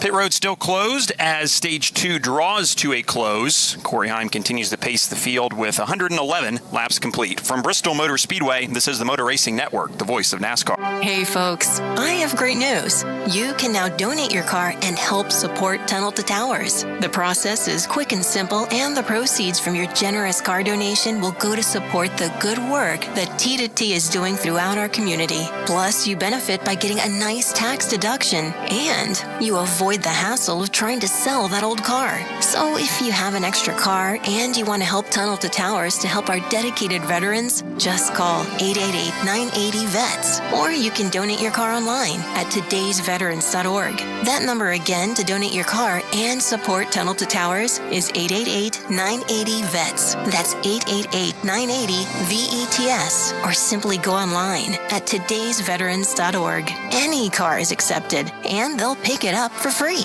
Your car donation really does make a difference. So go online at todaysveterans.org or call 888-980-VETS and donate your car today. William Byron, winner of the 66th running of the Daytona 500. This is William Byron on your 24/7 home for NASCAR. Sirius XM NASCAR Radio, Channel 90.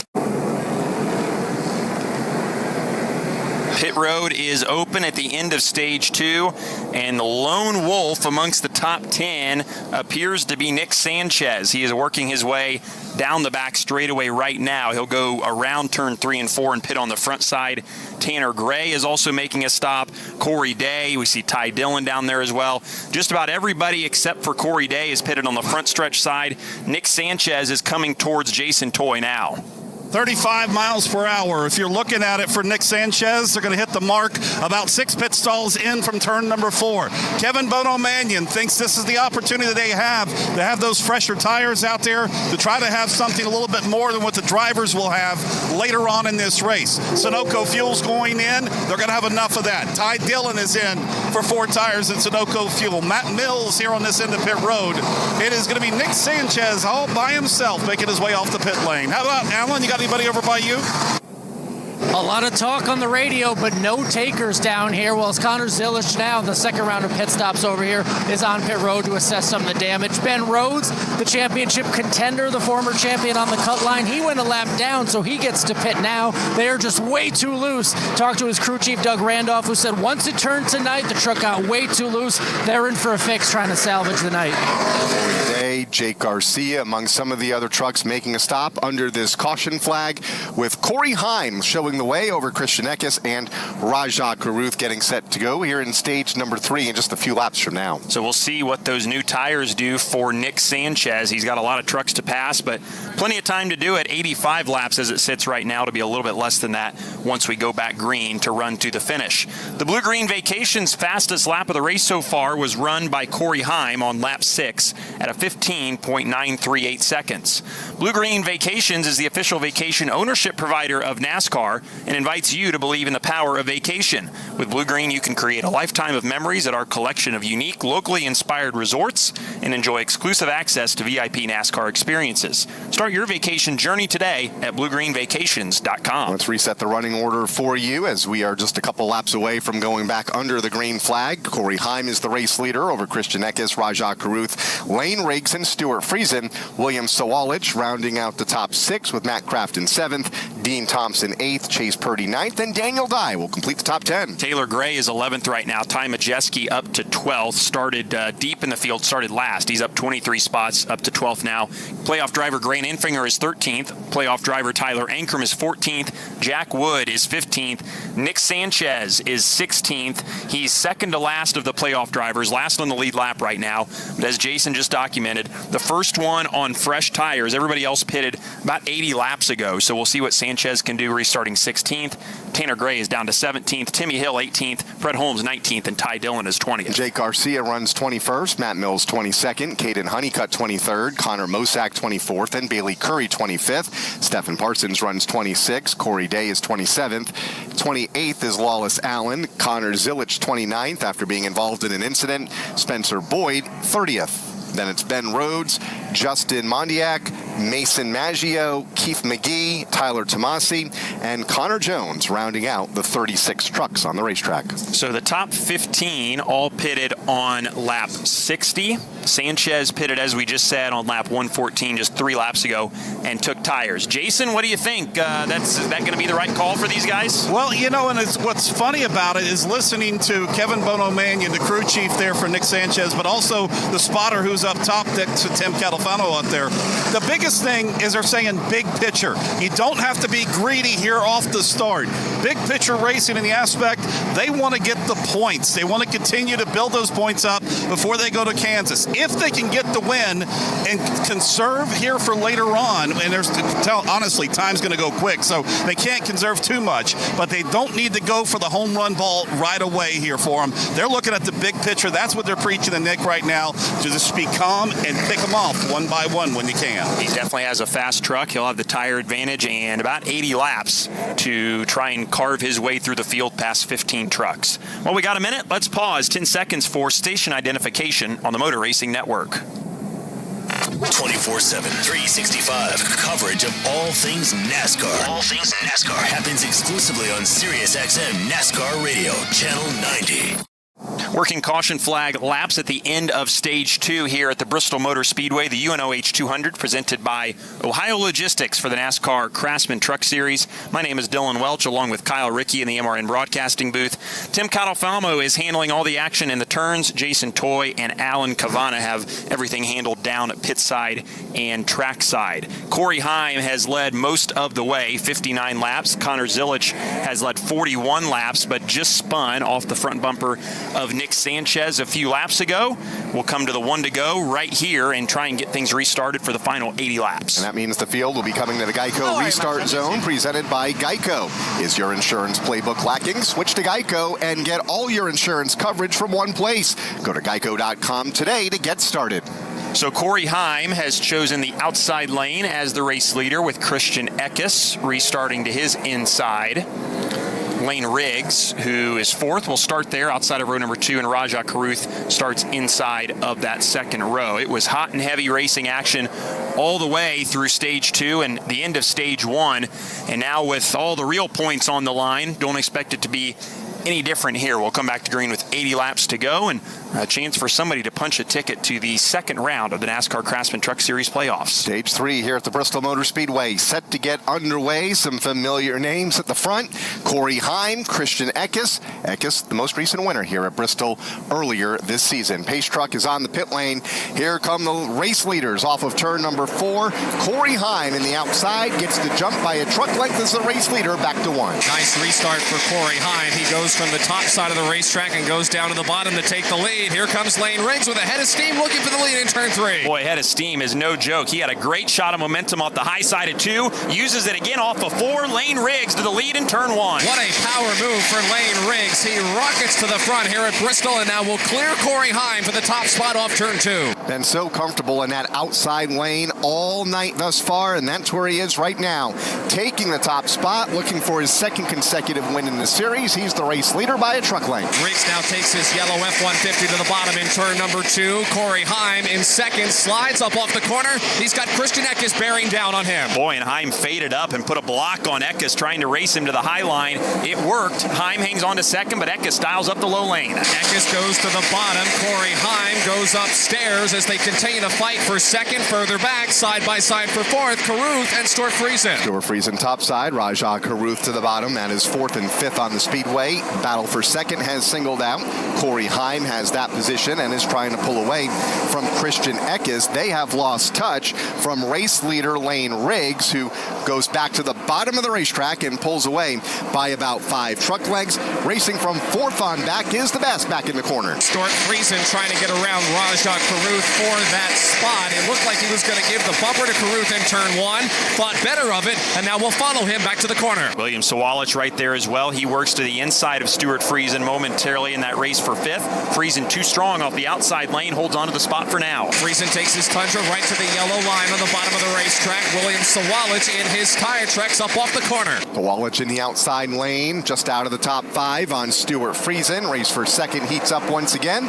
Corey Heim and Christian Eckes. Corey Heim feeling the pressure from Christian Eckes. You can also throw Rajah Carruth into this 3-truck fight for second. Work down the back straightaway. William Sawalich is side by side with Stuart Friesen through 3 and out of turn number 4. That's the race for the 5th spot. Friesen on the outside, just a touch too strong, but Sawalich digging on the bottom. 2 Toyota Tundras fighting for this position. It'll be William Sawalich with the advantage off turn number 2, but here comes Friesen fighting back. Been a quiet season for Stuart Friesen, not part of the playoff picture. A driver that just recently was among the championship 4 in this series, having an off year and is battling for a spot among the top 5 right now. Stuart Friesen and William Sawalich to his inside over in turn number 4. Behind them, seating up between Matt Crafton and Dean Thompson, who's having a great night here this evening in the top 10. Thompson takes his blue and black pickup to the bottom of the racetrack, trying to squeeze by Matt Crafton off turn 2.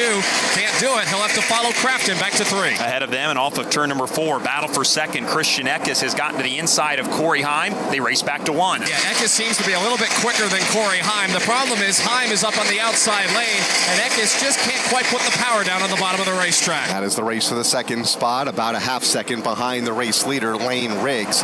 Out front, that equates to about 5 or 6 truck lengths on the racetrack. Heim goes wide. Here's Eckes to the inside. And as they fight for second, Lane Riggs is actually not being able to drive away from these two. As a matter of fact, Heim and Eckes are starting to close in slowly on the leader.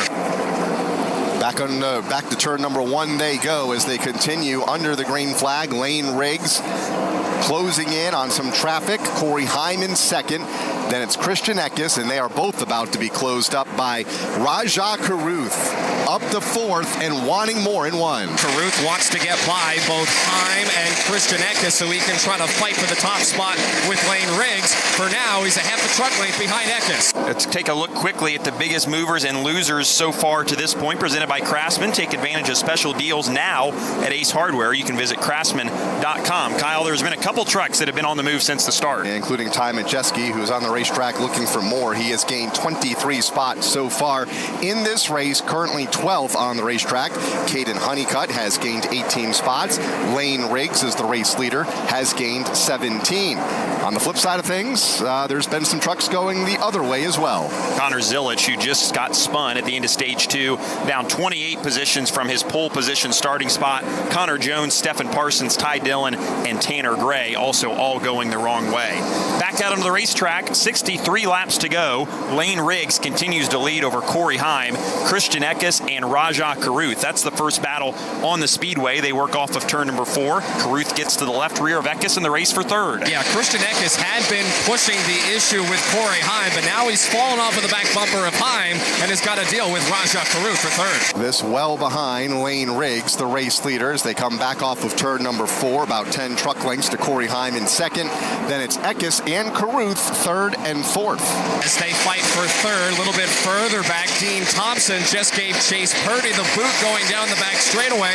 Those drivers mixing it up with Nick Sanchez and others in turn 3. And we were just getting ready to mention Nick Sanchez on those new tires. He's moved forward from 15th on the restart to 10th right now, so slow and steady progress. He's making his way through 1 and 2. Nick Sanchez trying to get around Dean Thompson. Behind Sanchez is the truck of Ty Majeski. They're trying to march their way forward. Chase Purdy in that pack of traffic as well as they come back off of turn number 4. Nick Sanchez again digging hard to the inside of the racetrack, looking to the bottom of Dean Thompson. Sanchez pulls up alongside the left rear corner panel of Thompson, this time at a 2. Thompson, though, will hold the spot running that outside lane. Battle for the third spot down into turn number 1. Caruth again got to the inside of Eckes. Caruth again dialing up the low lane, pulls even with Christian Eckes halfway down the back straightaway. Corey Heim is just in front of these two and able to get away from this battle momentarily. They run side by side down the front straightaway once again. Caruth inside, Eckes outside. Caruth just continues to be patient on the bottom of the racetrack, trying to get around the machine of Christian Eckes. Those two Silverados still neck and neck. Racing from second on back behind race leader Lane Riggs, who is the most recent winner in this series a couple of weeks ago at the Milwaukee Mile in Wisconsin. Unfortunately, this spurt of good runs has come a little too late by about a race, as he is not among the 10 playoff drivers, but you'd never know it the way he's been running the last couple of weeks. Winner at Milwaukee, race leader right now, pulling away from Corey Heim in second, Rajah Caruth and Christian Eckes. That battle from second on back is calmed just a bit as the leaders are about to hit some more lap traffic. Well, and how many times do we see once those drivers finally get that first win, they come in droves after that? It's a bit of a cliche, but it's certainly a true one. You learn how to run a full race. You learn how to be in contention all day long, and Lane Riggs finally got that done. He had some good runs earlier this year, just couldn't quite close the deal. Finally did it at Milwaukee, and we're seeing that confidence shine through in him again in what has been a really, really strong second half of this race. He's up to 27 laps led, but now he's got a bunch of lap traffic to navigate. This will be another test for him at the high-speed place that this is, trying to make sure he picks the right lanes at the right time, because Corey Heim is bearing down on him. Race leader is back in 1. And if Lane Riggs doesn't pick his lines carefully getting around this slower traffic, he'll have Corey Heim and Rajah Caruth all over his rear tailgate. A lot of those trucks just in front of Lane Riggs, side by side and 3 wide, even a lap to go, allowing Corey Heim to close to within just a couple of truck lengths of the race leader Lane Riggs with 50 laps to go in Bristol. To show you how easy it is to file a claim with Geico, we hired a soap opera star. Gracious me, my car has storm damage and I've had to file a claim. Could it possibly get worse? Will my claims team leave me for someone else? Someone less intense? No. Actually, when you file a claim with Geico, you get your own dedicated claims team who promises to stay with you throughout the process. Oh, I've never known such loyalty. I can't wait for the second season. Geico. Great service without all the drama. Did you know that 1 in 4 vehicles on the road will need a new battery this year? Don't wait till it's too late to do something about it. Test your battery regularly, and if you need a replacement, Napa has you covered with a full range of long-lasting, high-performance batteries for every make and model on the road. So don't wait until your car won't start or you're stranded on the side of the road. Test your battery today or find the replacement you need at Napa locations nationwide, because it's our mission to keep you moving.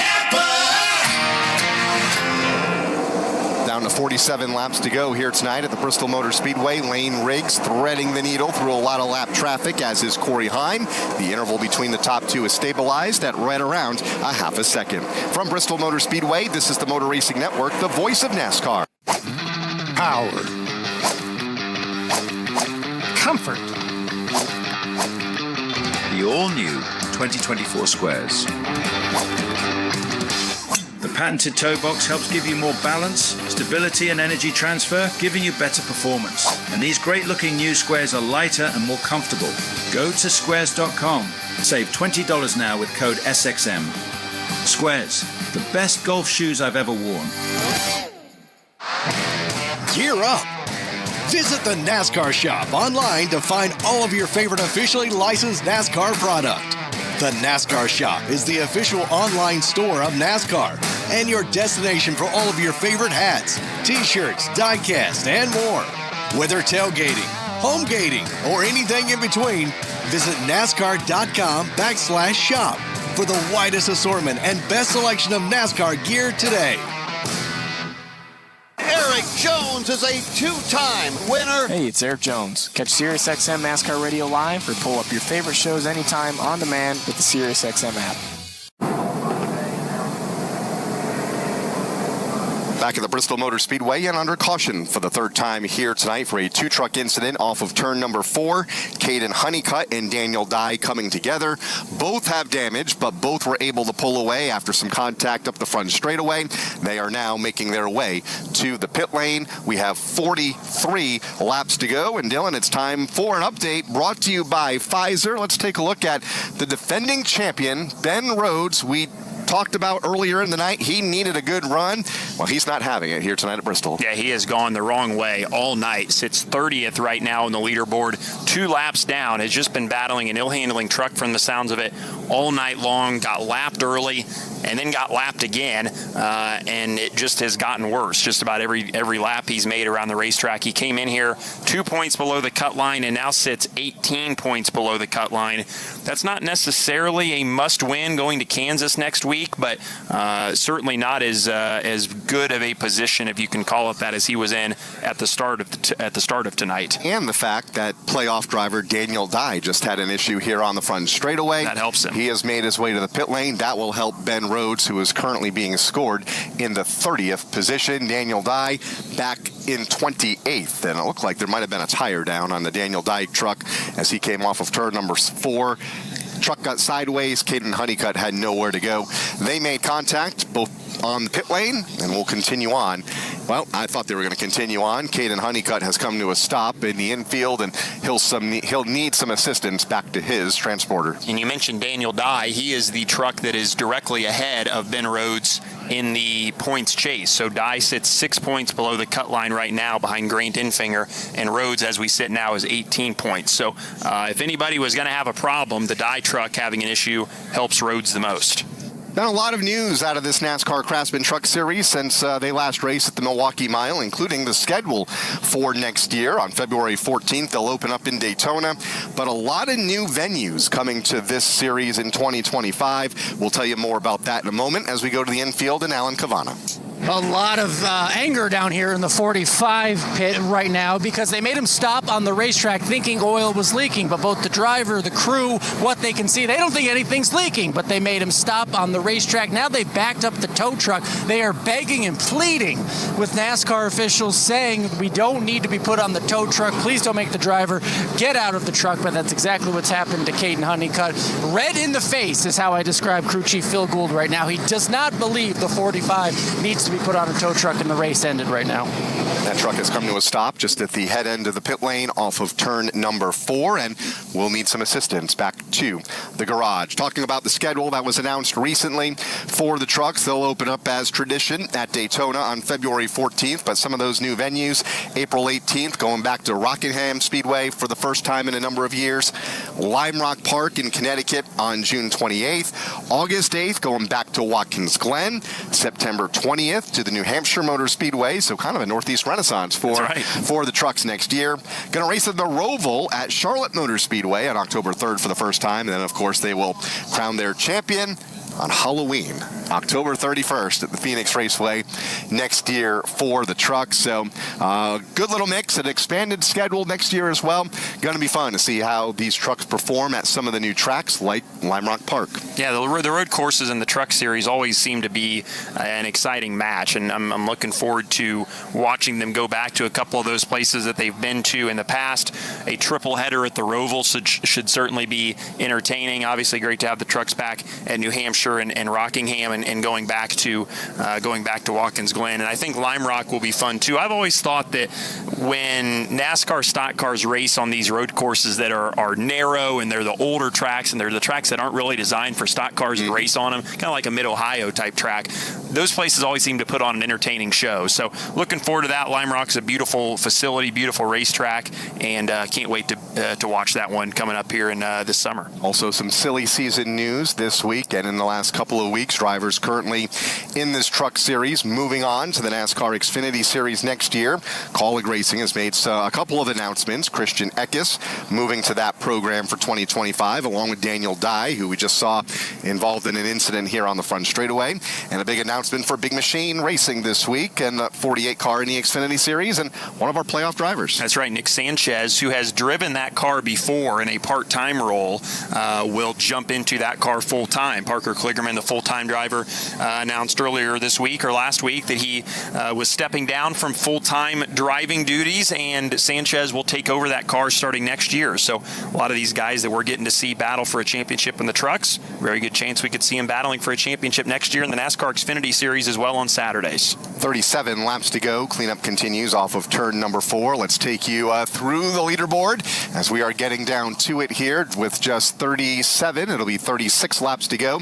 When they get to the start-finish line, Lane Riggs is the race leader over Corey Heim, Rajah Caruth, Christian Eckes, and Stuart Friesen. William Sawalich in the 6th spot, Matt Crafton 7th, Nick Sanchez 8th, Chase Purdy 9th, and Dean Thompson rounding out the top 10. Ty Majeski from the back up to 11th. Taylor Gray is 12th. Tyler Ankrum 13th. Grant Enfinger 14th. Jack Wood is 15th. Bailey Curry is 16th. Jake Garcia runs 17th. Tanner Gray is 18th. Brett Holmes is 19th. And Ty Dillon rounds out the top 20.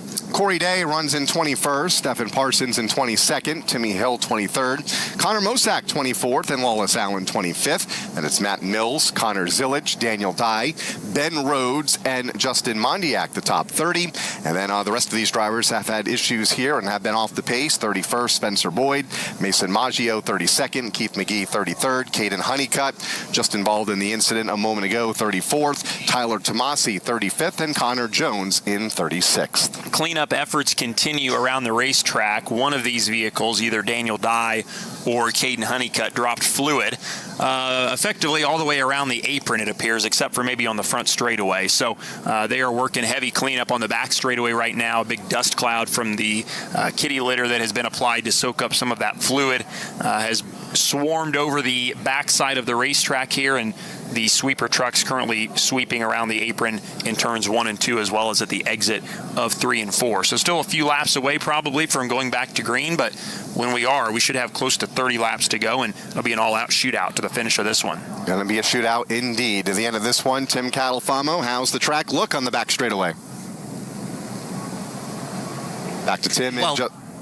Sorry, Kyle, I dropped my microphone thing for a second. They are getting much cleaner on the back straightaway. They just had a couple of those jet dryers come by and blow all of that basically speedy dry off of the racetrack. They're now also working here on the front stretch as well. There did appear to be some oil that was dropped from the Caden Honeycutt truck, so they've gotten Honeycutt's truck off of the track. They have now cleaned up the apron, and they're making one final pass. All these safety trucks are around this Bristol half mile before I'm sure they'll get the signal that we're clean and ready to go back under the green flag. So they're making good progress. We're almost cleaned up here. Hopefully close soon. Sounds like pit road is set to open, so we'll see if there are any takers. As we talked about, Sanchez has split kind of the top 15 cars here as the driver with the best tires. He runs an 8th and has about 80 lap newer tires than I call it about 60 lap newer tires than everybody else. So let's watch and see as pit road is open on the back straightaway. It looks like Ben Rhodes is coming down. He's a couple laps down. So don't see any of the front runners opting to take tires. Grant Enfinger in the back there, he's 14th. He's maybe the first truck on the lead lap that has opted to come in and just swing for the fences here to try something. You got some tires, you may as well use them, and he would like it to go back green as soon as possible to take advantage of those tires. So most of the front runners stay out on the racetrack. In fact, all of the top 10 drivers stay out on the speedway. Riggs, Heim, Carruth, Eckes, and Friesen, the top 5. Then it's William Sawalich, Matt Crafton, Nick Sanchez, Chase Purdy, and Dean Thompson. Getting down to it, laps continuing to click off here under the yellow with 33 laps to go. Lane Riggs continues to lead at Bristol. Hey, I hear you think podcasts are all about true crime, huh? Well, wise guy, the iHeartRadio app's got all kinds of podcasts. We got stuff you should know and stuff they don't want you to know. We got Bobby Bones, Big Boy, and Lou Later. We got SpongeBob Binge Pants and Exotic Erotic Story Time. We got Doughboys, Two Dudes in a Kitchen, Green Eggs and Dan. Hey, we got Elf Quest. We got podcasts for everything on the iHeartRadio app for free. If you don't download that, well, that's not just a true crime, my friend. That's criminal. Months of preparation, thousands of green flag laps, and enough drama to make your heart skip a beat. All to get here, the NASCAR playoffs. Turning out the heat! Each week, Steve Letarte, Mamba Smith, and myself, Shannon Spake, break down the road to the championship. The favorites, the underdogs, and those on the outside looking in. Don't be on the outside, be on the inside. It's NASCAR Inside the Playoffs on True TV. Cleanup work still continuing around the Bristol half mile from the fluid spilled on the racetrack by the Leland Honeyman machine. Down to 32 laps to go. From Bristol Motor Speedway, this is the Motor Racing Network, the voice of NASCAR. Have you Googled yourself lately? Are there negative posts from an ex-employee or from a former client? Maybe an outdated news article? Search engines don't always get it right. For right or wrong, it's your reputation on the line. That's where Reputation Defender by Norton comes in. Take control with Reputation Defender. Their cutting-edge approaches help you to wipe away unwanted information in your search results. They also promote the good stuff. You can start by getting your free Reputation report card at reputationdefender.com or call 800-391-9971 to speak to an expert. Hey NASCAR fans, this is Willie Robertson from Duck Dynasty. Not only am I a family man, father of 6, and avid outdoorsman, I'm also crazy passionate about grilling, smoking foods, and barbecue. Pit Boss makes my favorite products from wood pellet grills, smokers, griddles, cooking tools, spices, and more. Whether it is today, tomorrow, or race day, visit pitboss-grills.com for all your grilling needs. That's pitboss-grills.com. Justin Haley will pick up the win. He will move on. Hey, it's Justin Haley. Catch SiriusXM NASCAR Radio Live or stream your favorite shows anytime on demand with the SiriusXM app. Back at Bristol, still working caution flag for the fluid dropped on the racetrack by Caden Honeycutt. Time now for a mid-race update brought to you by Pfizer. We've had 3 cautions for 33 laps as we work lap 169 with 30 laps to go. Race has been dominated by a couple of drivers. Corey Heim has led 65 laps. Lane Riggs has come on strong here in the late going, the second half of this race. He has led 49 laps. Connor Zilich dominated the early portion of the race, leading the first 41 laps. Rajah Carruth and Timmy Hill have also spent time at the front of the field. Kyle, recently on this most recent yellow, a couple of playoff drivers with some issues. Daniel Dye had problems. Ben Rhodes was on pit road. The 2 trucks below the playoff cut line coming into tonight, now with some even more work to do. Yeah, deep in the field, 28th and 29th, and not a whole lot of time to gain spots here tonight with 30 laps to run. The field getting the one to go signal. They begin to double up into their rows of 2. Don't forget, next week, the third and final race here in the round of 10 at the Kansas Speedway. You can hear live coverage here on the Motor Racing Network. Round number 2 will bring the series to the Talladega Super Speedway on October 4th, the Homestead Miami Speedway on October 26th, and then November 1st, it's off to the Martinsville Speedway, where the final 4 will be determined for the championship race at the Phoenix Raceway on November 8th. I want to correct something quickly. Ben Rhodes and Rajah Carruth were the 2 trucks that came in here below the cut line. Rajah has had a great day. He's got himself up to the 5th spot in standings, 31 points ahead of the cut line. Daniel Dye was 7th, plus 9 coming into tonight, so he has dropped a couple of spots. So it's now Rhodes and Dye, the 2 trucks, with some work to do next week in Kansas if we finish as we run right now. Coming back to the green, Kyle, with 29 laps to go. What are the chances of them finishing as we run right now with 29 to run? Here they come off of turn number 4. Lane Riggs in the outside lane gets a great restart with Corey Heim to his inside. They are side by side, drag race to turn 2. Lane Riggs trying to pinch Corey Heim down in the bottom of the racetrack. They remain side by side as Heim slides it all the way off turn 2. Riggs looks like he didn't get going at the start, but got a shot in the back from Rajah Caruth. He's the leader now. Heim to second, Caruth third, side by side for fourth. Riggs now has a little bit of breathing room in the top spot. He's got 2 truck lengths over Corey Heim. Caruth goes third. Christian Eckes battling Friesen for fourth. That's the best battle on the racetrack right now. Christian Eckes top side, Stuart Friesen to the bottom, just in front of 3-time champ Matt Crafton. And Matt Crafton now looking to possibly thread the needle up the middle. He thinks better of it as both Eckes and Stuart Friesen continue to fight for fourth. They are starting to stack up off of turn number 2 as trucks try to take every piece of real estate they can for their own benefit. That battle for fifth heats up again. 2 veterans, Friesen inside Crafton. Here goes Friesen to the inside of Matt Crafton, trying to get around him for the position. Further back, Daniel Dye spinning in turn number 1. He's down in the apron of the racetrack. Looks like a tire may be down at his Silverado. A tough night for Daniel Dye, and it continues here late in the event. He gets safely to the pit lane, but will fall at least one more lap down as he's already off the lead lap running in 28th. Lane Riggs leads back off of turn number 4, 24 to run. Heim in second. Great racing from third on back. Eckes, Caruth, and Crafton. Eckes goes to the top side of the racetrack in turn 1. Rajah Caruth continuing to fight hard on the bottom of the racetrack. They're 1 truck length apart. And don't look now. Here's Nick Sanchez into the picture. He's up to the 7th spot, racing Stuart Friesen for the 6th position down the front straightaway. Those fresher tires coming to life for Sanchez. And it is all take, no give right now. Sanchez to the inside of Stuart Friesen.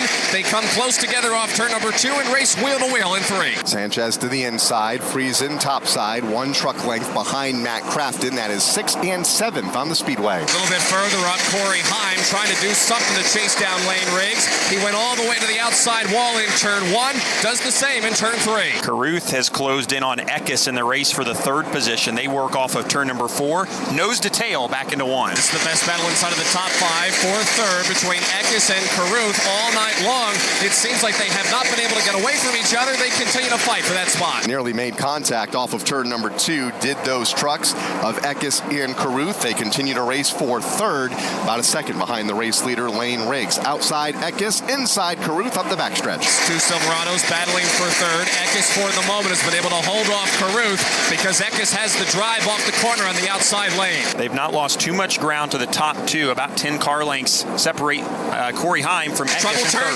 3. 1 truck goes around. That's Jack Wood. He does a lazy spin.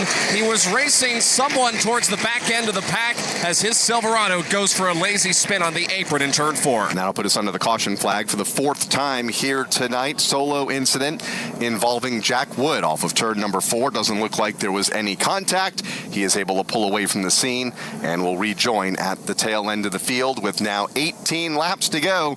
Can anybody catch Lane Riggs, or does anyone have anything for Lane Riggs on this next restart? Because I don't think they were going to catch him. No, it didn't look like they were. He has been so strong on the restarts, and especially being the control vehicle on the starts and being able to choose the outside lane. He just has so much momentum out there that nobody else is really even able to do anything with them by the time they get wound up. So I'm interested to see what Sanchez can do here. He had kind of stalled out. He got to 7th on those fresher tires, about 60-lap fresher tires, and had stalled out in that 6th, 7th spot.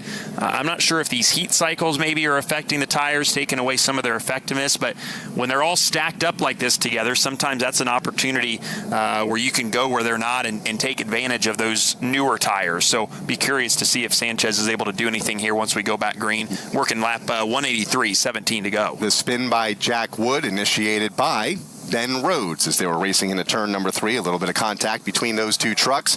Rhodes to the inside of Wood, sending that truck into a spin as we are under the caution flag with 17. It'll be 16 to go at the line. Lane Riggs is the race leader.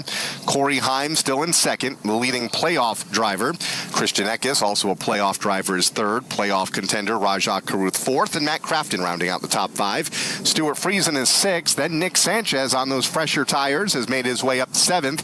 William Sawalich, who picked up the ARCA East Championship and ARCA Menard Series win earlier tonight, running in 8th, Chase Purdy 9th, and Taylor Gray rounding out the top 10. Other playoff drivers through the field. Ty Majeski runs 11th. Grant Infinger is scored in 18th. He made a pit stop at the last caution flag. And then at the back, Ben Rhodes is scored in 28th, and Daniel Dye is 32nd, now scored 5 laps down. So Rhodes has gained a couple of spots. He's still 10th on the playoff leaderboard, with them taking 8 to the next round after Kansas next week. 12 points is the gap as it sits for Rhodes now, with Dye still out by 6. And they come off of turn number 4. Let's see if there's any indication. There is not, so we'll go around at least 2 more times before going back under the green flag. It's been, I hate to say it, Dylan, relatively tame here tonight as we get toward the tail end of this event. Just 2 yellows, I guess 3 yellows for cause, and the first caution was for the end of stage number 1. That second yellow came out just as stage number 2 was coming to an end. Well, and it's amazing just always how fast these races click off in the early portion of the race.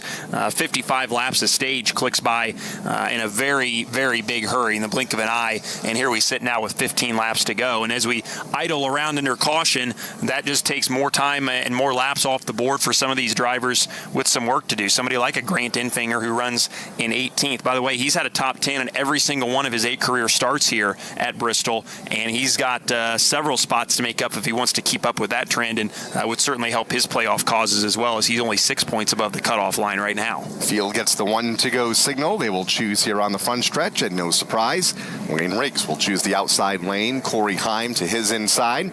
Then it will be Sanchez topside of Rajah Caruth. Matt Crafton and Stuart Friesen both go to the outside, and that's going to open the door for the 2 to pick up a couple of spots for Nick Sanchez, who will restart in the 5th position as they run on the racetrack. Field forming up over in turns 1 and 2 with 13 to go. The outside lane has gotten a little bit jammed up on the restarts the last couple of times. I'm not sure if Riggs has been spinning the tires, if the inside lane just gets a little bit better launch, but we'll keep our eye on that here too.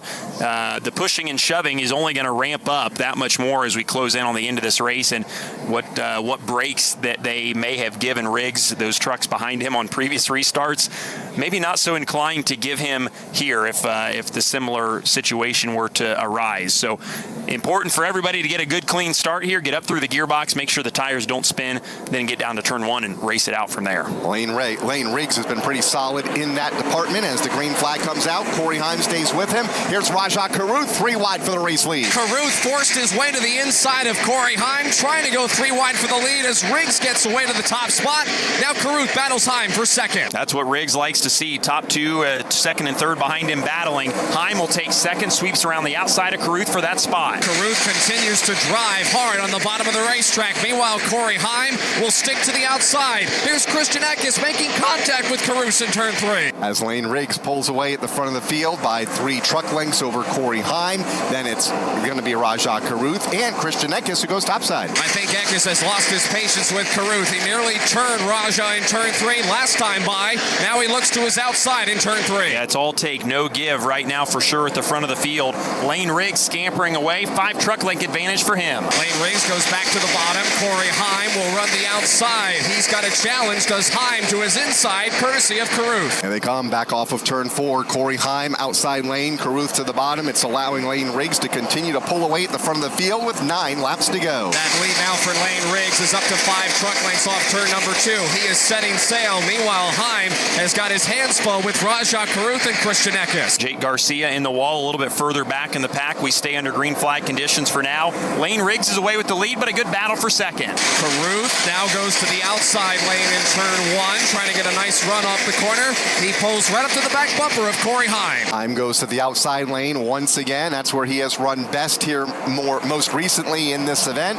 Caruth in 3rd, Christian Eckes right there in 4th. And as all this is happening, Lane Riggs continues to get further away. He now leads by 7 truck lengths. Nick Sanchez has moved through the top 10. He's up to the 5th spot, a ways behind this battle. 3 truck breakaway for 2nd, 3rd, and 4th. They're all chasing Lane Riggs. And these 3 of Heim, Caruth, and Eckes all seem to be about even right now. They can't pass each other, and they can't get away from each other right now. 5 laps to go as Lane Riggs comes off of turn number 4. This battle from second on back.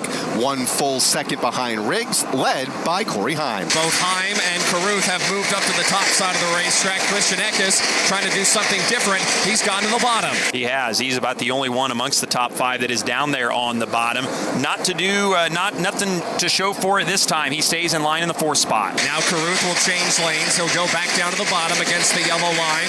So will Christian Eckes. Behind Eckes, here comes a hard-charging Nick Sanchez. Nick Sanchez in the 5th spot on fresher tires, although he's equaled out a bit to the drivers that pitted earlier in the race, and those are the 4 in front of him, led by Lane Riggs as they come off of turn number 4, getting down to it. Dylan, just 2 to go this time by. And Riggs is beginning to stretch it out over Corey Heim and Rajah Carruth. Battle for 4th. Nick Sanchez on the inside of Christian Eckes as they work down the front stretch. Sanchez takes his Silverado to the bottom, still trying to get around Christian Eckes. They remain locked together side by side in the race for 4th. Into turn number 3, off of turn 4 for Lane Riggs, looking for his 2nd consecutive win here in the NASCAR Craftsman Truck Series. White flag, 1 lap to go. What a win this is going to be for Lane Riggs. If he can hold on, he powers off turn number 2 strong and heads to turn 3 for the final time. The non-playoff driver spoiled it a few races ago at Milwaukee. He'll do it again tonight. Lane Riggs wins at Bristol, the UNOH 200 presented by Ohio Logistics.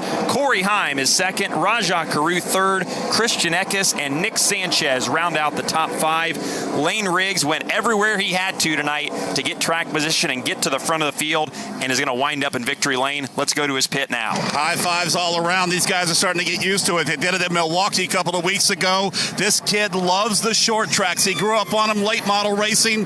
This one was circled on the calendar for him to pick up a win. They have done that. They have continued to be the playoff sporter. What a performance and what a drive. When you get that first one out of the way, you learn some things. You learn how to be around at the end of these races, and Lane Riggs was very impressive the second half of this race. Corey Heim has officially punched his ticket to the 2nd round of the playoffs with his performance tonight. Christian Eckes has as well. They are both well above the cut line and advancing to the 2nd round. They can go to Kansas next week with no worries whatsoever. We'll go down trackside and hear from some of our top finishers, including for a 2nd consecutive week, our race winner, Lane Riggs, here in Bristol. Mom, meet Sarah. From first-time Nana moments. Yeah, welcome to Flight 101. To annual girls trip moments. Your can't-miss moments are worth protecting against RSV. If you're 75 or older or 60 plus with a chronic condition like asthma, COPD, heart disease, or severe diabetes, you're at higher risk of landing in the hospital from RSV. And there are no prescription RSV treatments. Check eligibility and schedule your RSV vaccine at vaxassist.com. So where should we go next? Sponsored by Pfizer. Craftsman is back on track and racing for a miracle.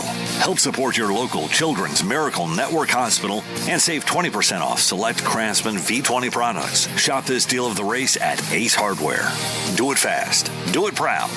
Do it with Craftsman. 20% savings offer available at participating Ace Hardware stores and on acehardware.com. Restrictions apply. See craftsman.com/deal of the race for details. NASCAR Live Race Day continues on the Motor Racing Network. For a 2nd consecutive race, 2nd-generation driver Lane Riggs picks up the win here in the NASCAR Craftsman Truck Series. He won 3 weeks ago at the Milwaukee Mile, winning tonight on this tight half-mile Bristol Motor Speedway. 2 completely different racetracks, Dylan, and he was able to dominate it both, especially in the late stages here tonight to pick up the victory. Well, let's hope he's learned a thing or two about how to celebrate. He threw his shoulder out of his socket when he won at Milwaukee. A much more composed and calm victory lane.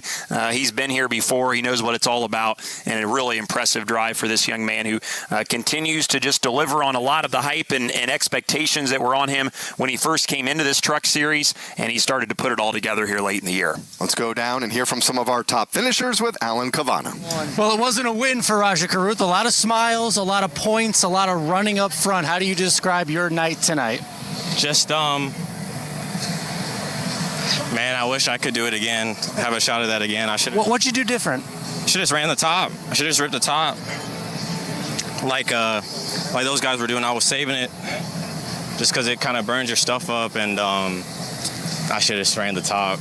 Like, I knew better, and I just went to the bottom, and the 19 slid me, and then I just lost any shot I had at it. So just pissed. I had a shot at the win, but it was a good points night, so I'm really proud of everybody on our HendrickCars.com Silverado, and the men and women at Spire, Team Chevy, Ally, and everybody that puts me in this position.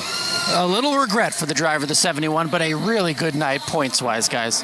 Falling just short in the third spot tonight, but a good night, as we mentioned, for Rajah Caruth, picking up the opening stage win and coming home with a top 5 finish. Brought himself out of the basement, was out of the playoffs as we sat at the start of this race in a very good spot. 5th in the points right now, 35 points above the cut line, heading to Kansas next week. So a very, very good night. Even though Rajah wanted to win, he's a competitor. Got to look at the big picture sometimes, and this is exactly what they needed. We'll go down trackside in just a moment. Hear from our race winner, Lane Riggs, along with Corey Heim, who has to settle for second tonight, but another good, solid night for Corey. That's what he needed to do heading to the Kansas Speedway next week, and really not having to worry about too much. In pretty good points position is Corey Heim, currently second on the playoff grid, heading to the first cutoff race, an elimination race of the season. 2 drivers, Dylan, not as fortunate. They're below the playoff line. Another tough night for Ben Rhodes. Yeah, it was, and it just was really, frankly, bad from the start. Never was able to find the balance on that truck in the first stage. Went down a lap and then went down a second lap, and from there, your bed's kind of made for you. Hard to make up 2 laps at a place like this as fast as the laps click off. They did okay at the end to gain a couple of spots and got to 27th. They at least beat Daniel Dye, who was the truck that they're now battling as the other truck below the cut line. So some work to do for the 99 group, the ThorSport team, come Kansas next week. Alan. Nope, let's go down trackside and hear from our race winner. Hey, he's getting a high five here all around from the fans this time. He's got the Sunoco checkered flag. And all right, my man. You become the playoff spoiler here for so many. 2 weeks in a row. How did you get the job done tonight? You didn't like the starting spot, but you guys worked your way to the front quickly. Man, I think that's the easiest I've driven all year. They gave me such an awesome truck. I put the pedal to the metal, threw it against the fence, and was banging boards all the way to the end, man. It was so awesome. The track tonight was so great. I'm so glad they didn't put any Regent or PJ1 on it. I mean, even to the last laps, I could run both ends bottom or both ends top or 1 and 1, 1 and 1, and we can run identical lap times. So, man, this track is so awesome. Bristol will always be special to me from here on out. It's a driver's racetrack. The driver got it done tonight. You talked about, you and I have talked a long time this season. You love the short tracks. You come here, you get the job done. You're going to hoist that big old sword up there in Victory Lane. How special is that for you, for all the short track drivers out there, to be able to come on this stage and get it done? Man, I can't wait to lift that sword. My girlfriend told me the other day, she said, I really want a sword. I said, I'm going to try my best. So it's, man, I actually raced late models here twice, and the last time I raced here in the late model, I finished second to not only the best Lee Pulliam, and he got the sword that night, and we share a good memory about it. Me and him drove away from the field, so man, it's so awesome to be here. I said at practice that I got the best truck I've ever had before. I said it's way better than Milwaukee, and man, I wasn't kidding. Congratulations, you're spoiling the playoffs for everybody, but you're taking home the trophies. I love it. I'd rather win and not be in the playoffs than be in the playoffs and just be point racing. There you go. Lane Riggs, he is your winner here at Bristol here tonight. He's going to hoist that sword coming up in Victory Lane. Alec Havana. And Corey Heim was chasing at the end and had a fast truck throughout the entire race. What made the difference at the end?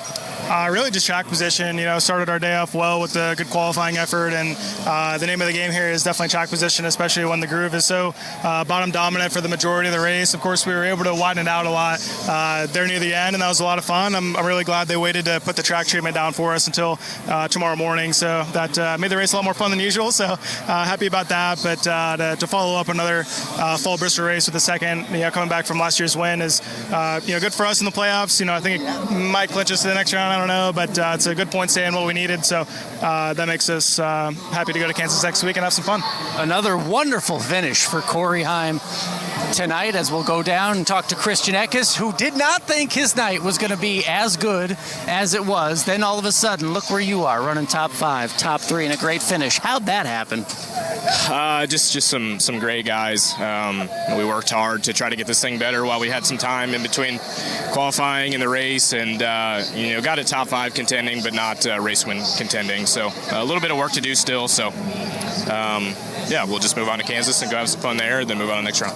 All right, much better than they expected tonight here for Christian Eckes, who usually dominates here, had another good finish. But guys, I'll send it back up to you while we look for some more drivers down here on pit road. Now looking to hear from Nick Sanchez, who I believe has also clinched his way into the round of 8 with a good, solid top 5 run here tonight, finishing in the 5th spot, using a little bit of pit strategy as well to get that track position late. Those new tires certainly helped him at the end. He was really the only driver on that strategy to advance forward. Brett Holmes was the next driver who pitted on that same lap, and he only finished 13th. So nice drive for Sanchez to get some valuable points, and as you said, Kyle, he along with Corey Heim and Christian Eckes have locked into the next round of the playoffs. They can go to Kansas next week with no sweat, just trying to accumulate some more points to give themselves a potential buffer heading to Phoenix. That's where this series races next at the Kansas Speedway to wrap up the 10-race round. As we take a look at tell you who finished where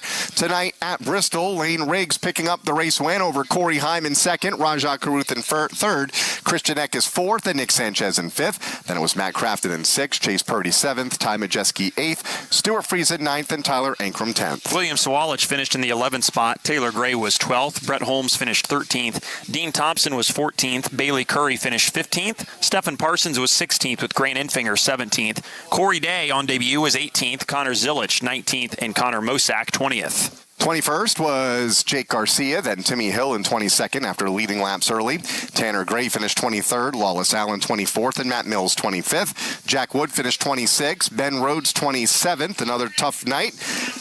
Justin Mondiak 28th, Spencer Boyd 29th, and Ty Dillon 30th. Mason Maggio finished in the 31st spot. Daniel Dye was 32nd. Keith McGee was 33rd. Thomas Tomasi was 34th. Caden Honeycutt 35th. And Connor Jones finished in the 36th position. Those last two trucks out of the race at the end of the day. Let's go back to Allen. 5th place for Nick Sanchez. It's not where you run all day, it's where you finish. How about that finish toward the end?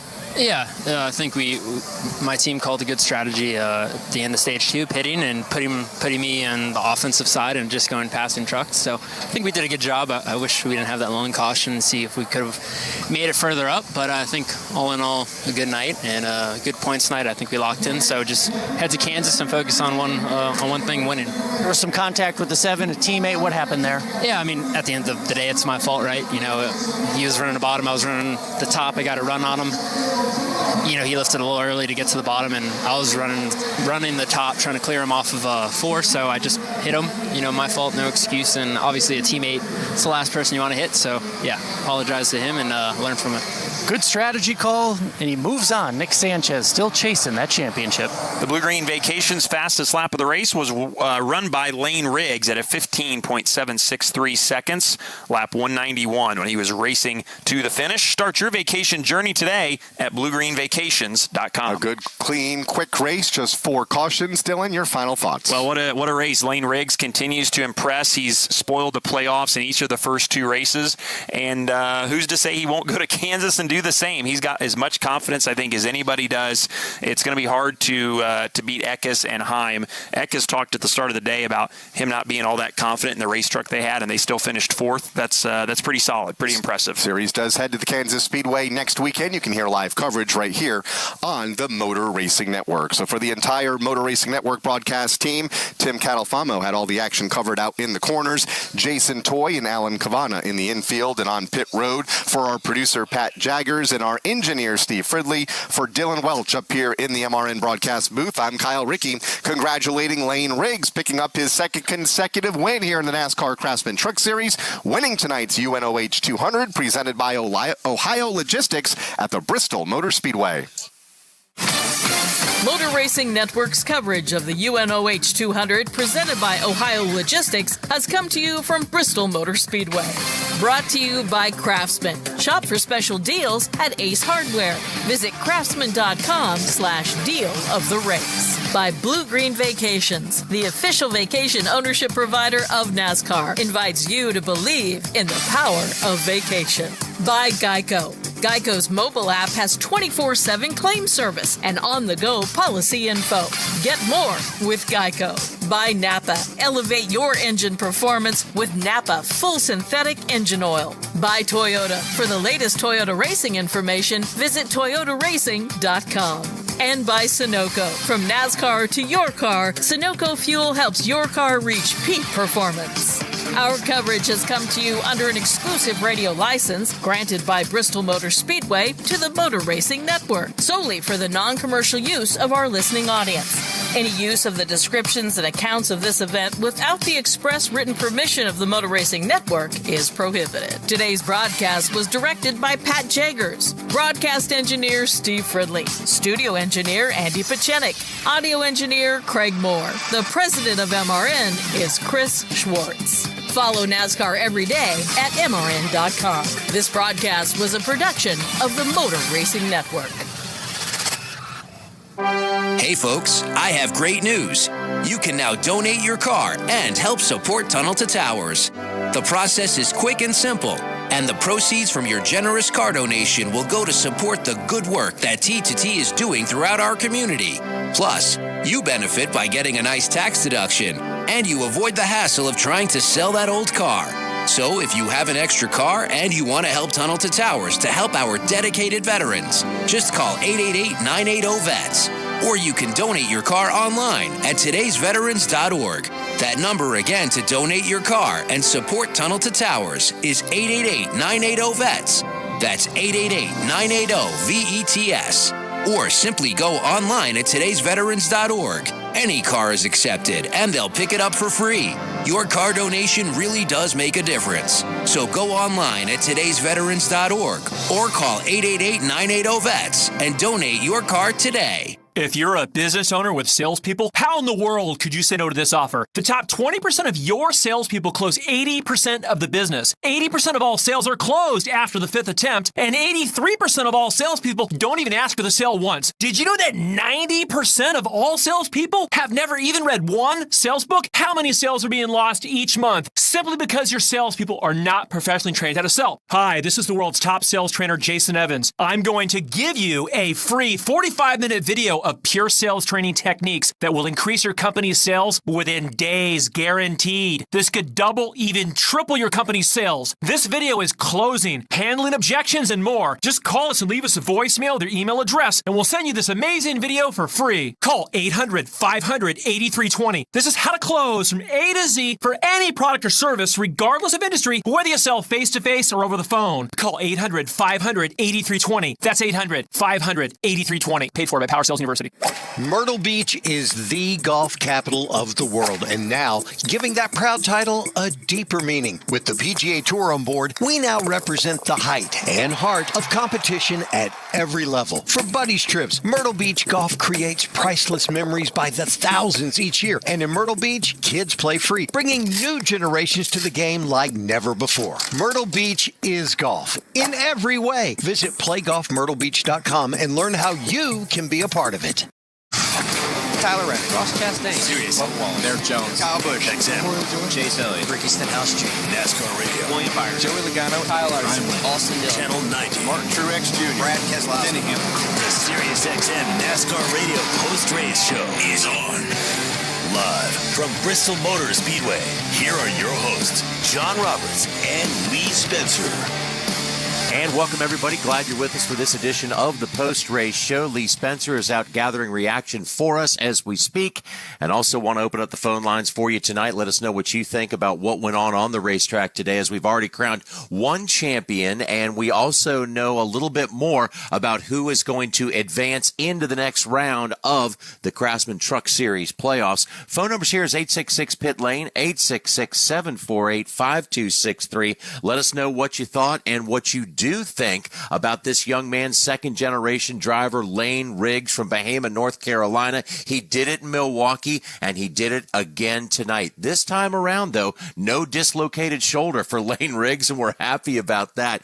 2 race wins in a row. This is a young man who grew up short-track racing, and he certainly has shown his prowess here as he held off some of the best in the business here in the Truck Series as this late season rally continues for Lane Riggs. 2 in a row continues to be the upsetter, right? The spoiler in terms of this part of the Craftsman Truck Series season.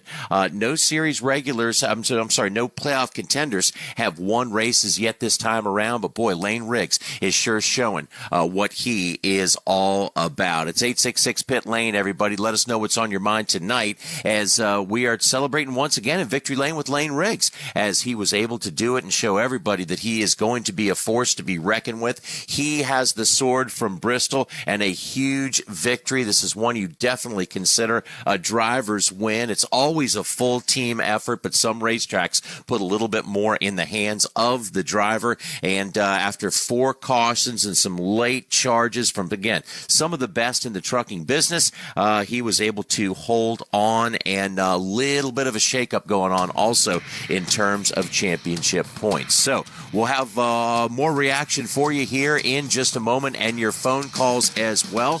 And we'll also talk to a newly crowned champion when we come back. So stick with us, everybody, here on Sirius XM NASCAR Radio Channel 90. This is the Post Race Show. The SiriusXM NASCAR Radio Post Race Show. SiriusXM NASCAR Radio Channel 90.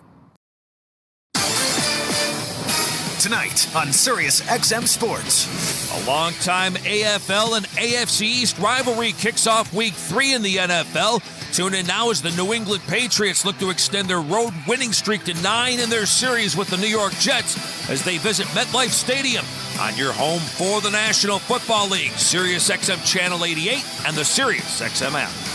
SiriusXM Sports. Wherever you are, your team plays here. Hey race fans, this is Keith Irvin on your home for NASCAR. SiriusXM NASCAR Radio Channel 90.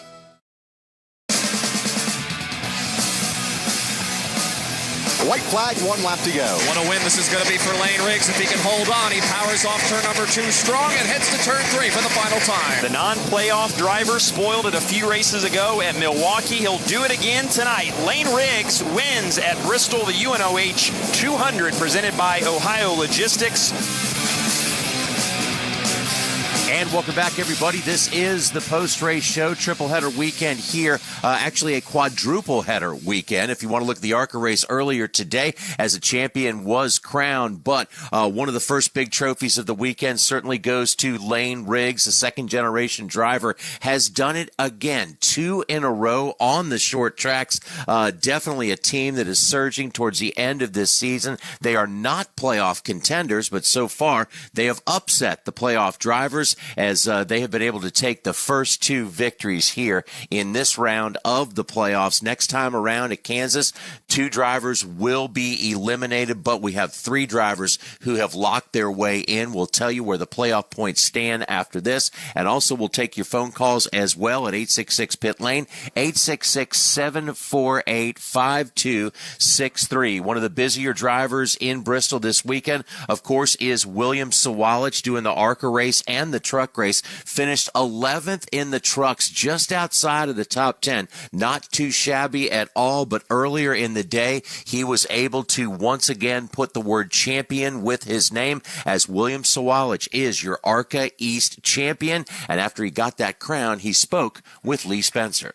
SiriusXM NASCAR Radio is in Victory Lane with Bristol ARCA winner and ARCA East champion William Sawalich. Back-to-back championships, back-to-back Bristol wins. How does it feel? Yeah, I mean, it's really cool. Our Starkey Sound Gear Toyota Camry was really fast tonight. We persevered through the whole thing, didn't lead the most laps, but came through at the end on that final restart. So really happy, really proud of my JGR guys, and can't thank them enough. And it was a really good night to end the night. And we got the truck race coming up next, so it should be a lot of fun. 9 national wins. What can you say about that? Yeah, I mean, pretty good. I think 10 or 11 total in the year, so really proud of that. Way better than last year, and just kept improving and put in a lot of work for this. What went through your mind when you heard Connor Zillage was out? He only had to finish 13th or better to win this championship. Yeah, I mean, I just kind of focused on winning the race like I already was, and didn't do much different, and just tried to go fast, that's all. So what's next for you? Where do you see your future going? Man, not much. Just kind of finishing out this year and see where next year comes. Appreciate your time. Thank you. All right, congratulations once again to William Sawalich as he gets that ARCA East victory there and the championship as well. What a great day for him, and again, an 11th place finish on the Truck Series as well. So, folks, again, Lee Spencer's going to join us here in a moment with reaction from Victory Lane and from the top 5. Want to know what you saw tonight on the racetrack? Phone number's 866-PIT-LANE, 866-748-5263. Let's start out on the phone lines tonight with our good friend Aaron, who is leaving the track. Aaron, how was it? How'd you like the trucks tonight at Bristol? Oh, it was great. ARCA was really good, too. Just a couple thoughts. The groove really, widened out quicker than I thought it was going to. I mean, it's a short race anyway for the trucks, so they have to, be a little aggressive and choose lanes a lot quicker. But it moved out a whole lot, and it makes me excited for the rest of the weekend because normally Bristol is just top dominant, but there towards the end, all the fast guys, were on top of each other, so they really couldn't go anywhere, make anything. But through the pack, anybody could go anywhere. I just feel bad for Ben Rhodes. I don't know if they just missed the setup, if they just had an evil race truck. I don't know what it was. But I also feel bad for my man, Caden Honeycutt. Looked like Daniel Dye, to me, had a tire going down for 2 whole laps. And then right as Caden went to try to pass him, the guy just lost it, looped it. So I hate it for the Nice guys because that truck, I believe, is still in the Owners' Championship or Owners' Playoffs. So hate it for the Nice guys, but hats off to Lane Riggs. I could tell probably about towards the midway through stage 2 that he had one of the fastest trucks because he could put it anywhere he wanted to in lap traffic. Yeah, no question about that. Aaron, thank you very much. Be safe out there. We do appreciate your phone call. Aaron's talking about that groove, and a lot of drivers were definitely talking about being up on the high side. If you were listening to the MRN broadcast, you heard Raja Karuth talking about that he felt like he made a mistake by not just hanging out on the top groove. So NASCAR is planning on putting some of that traction compound down in the lower groove of the racetrack to make that a place to race as well. But, man, that groove did widen out, as Aaron mentioned just a moment ago. And also that once you look back at Caden Honeycutt and Daniel Dye, it looked as if, there was a cut tire involved in that as they had the contact, but Riggs was able to maintain the lead there and never really looked back. That was lap 157 that caution came out. And wasn't the last one of the night. As lap number 182, it was Jack Wood who spun basically by himself, and the caution did come out, but it was a quick one as Riggs again was able to hold on to the lead. And when the restart happened once again, we saw exactly what Lane Riggs is all about here on these short tracks. That's where he cut his teeth. That's where he learned how to race, and he is showing us right now that he definitely is going to be the man to beat. And really, what a bright future for this young rookie. Seems like a little bit of a broken record throughout the course of the season when we talk about qualifying, and you always get the note from NASCAR. They like to promote the rookies, and so we always saw the note, the highest qualifying rookie and the highest race finishing rookie. For the most part, it was always Lane Riggs throughout the course of the season, and then highest finishing rookie last week was Lane Riggs as he got the victory in Milwaukee. Did it again tonight, and so 2 in a row for Lane Riggs as he's able to start out these playoffs making a splash. And that's always what NASCAR said about the playoffs when drivers said, hey, look, if we're not in the playoffs, is anybody going to be paying any attention to us? Are we just going to become the proverbial chopped liver? But no, you are not. And we're seeing exactly why not. Lane Riggs went out and beat the best in the business, bested all the playoff drivers as well on a very tough racetrack as he was able to hold off again the likes of Corey Heim, Christian Eckes, and Nick Sanchez had the fresh tires. Interesting bit of strategy came out earlier. I say earlier before these 2 incidents, the last 2 cautions, when Nick Sanchez came in, only one of the playoff drivers and actually only truck at the time who opted to come in and take fresh tires, able to restart in that 19th position. So again, it seemed 16th was where he restarted with those fresh tires. And again, you might think there wasn't enough time. time and how much tires matter at Bristol. Well, we saw that as he was able to make his way up through the field. Nick Sanchez with a top 5 finish, and Matt Crafton right behind him. Chase Purdy, what a great bounce back as well for a top 10 for Ty Majeski. Came in second in points, had to go to the back of the pack because of unapproved adjustments, but nonetheless was able to make his way through for a top 10 finish. So congratulations to that race team. And then what our caller Aaron just a moment ago talked about with Ben Rhodes, past performance does not necessarily equal future success, as he has been struggling in these playoffs in these 2 races so far. Came in 2 points below the cut line, and again had just a truck that didn't look like it was driving to his liking this time around. So our defending series champion will go to Kansas in basically one of those must-win situations. There will be an opportunity mathematically, and we'll hit those points here in just a few moments as to see who is where, who's below the cut line heading into that final race. For the other driver who was below the cut line, definitely a different story, as Raja Karuth was able to start in the 3rd position and finish there as well. Said he was a little bit disappointed with some of the choices he made throughout the course of the race. We'll hear from him here on the program in just a moment. But no matter what the outcome was here, of course you go out there as a race truck driver. You want to go out there and win every time you're on the racetrack. But in this situation, it was definitely a great turnaround for Raja Karuth to get that 3rd place finish, coming in below the cut line and in danger of falling out of the playoffs. Now he can rest a little bit easier going into Kansas. Of course, his work is not done. The work is done, however, though, for several different drivers.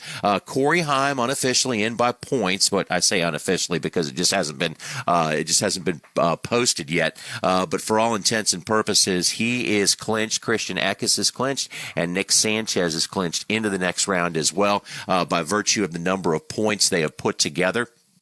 All they got to do is start that race in Kansas, and they will be on to the next round, that round of 8. Started out with 10 drivers in this playoff, and a few years ago, NASCAR expanded the playoffs and added more trucks in, and what a statement that was about the Truck Series to say that there are more drivers capable of winning a championship, so we have to expand this playoff field. Again, spoke volumes about how this series has expanded. But at the beginning of the year, we found out we're going to lose GMS Racing and some really quality trucks, and some of the benchmark trucks, some of the champions that we always saw. And a lot of the wins came out of KBM, Kyle Busch Motorsports. Normally, you lose 2 teams like that, it would definitely hurt a series, especially the Truck Series. But in this case, they just reloaded. They just had other people take over those spots. The drivers landed in good positions. And again, Tricon Garage is carrying the banner for Toyota,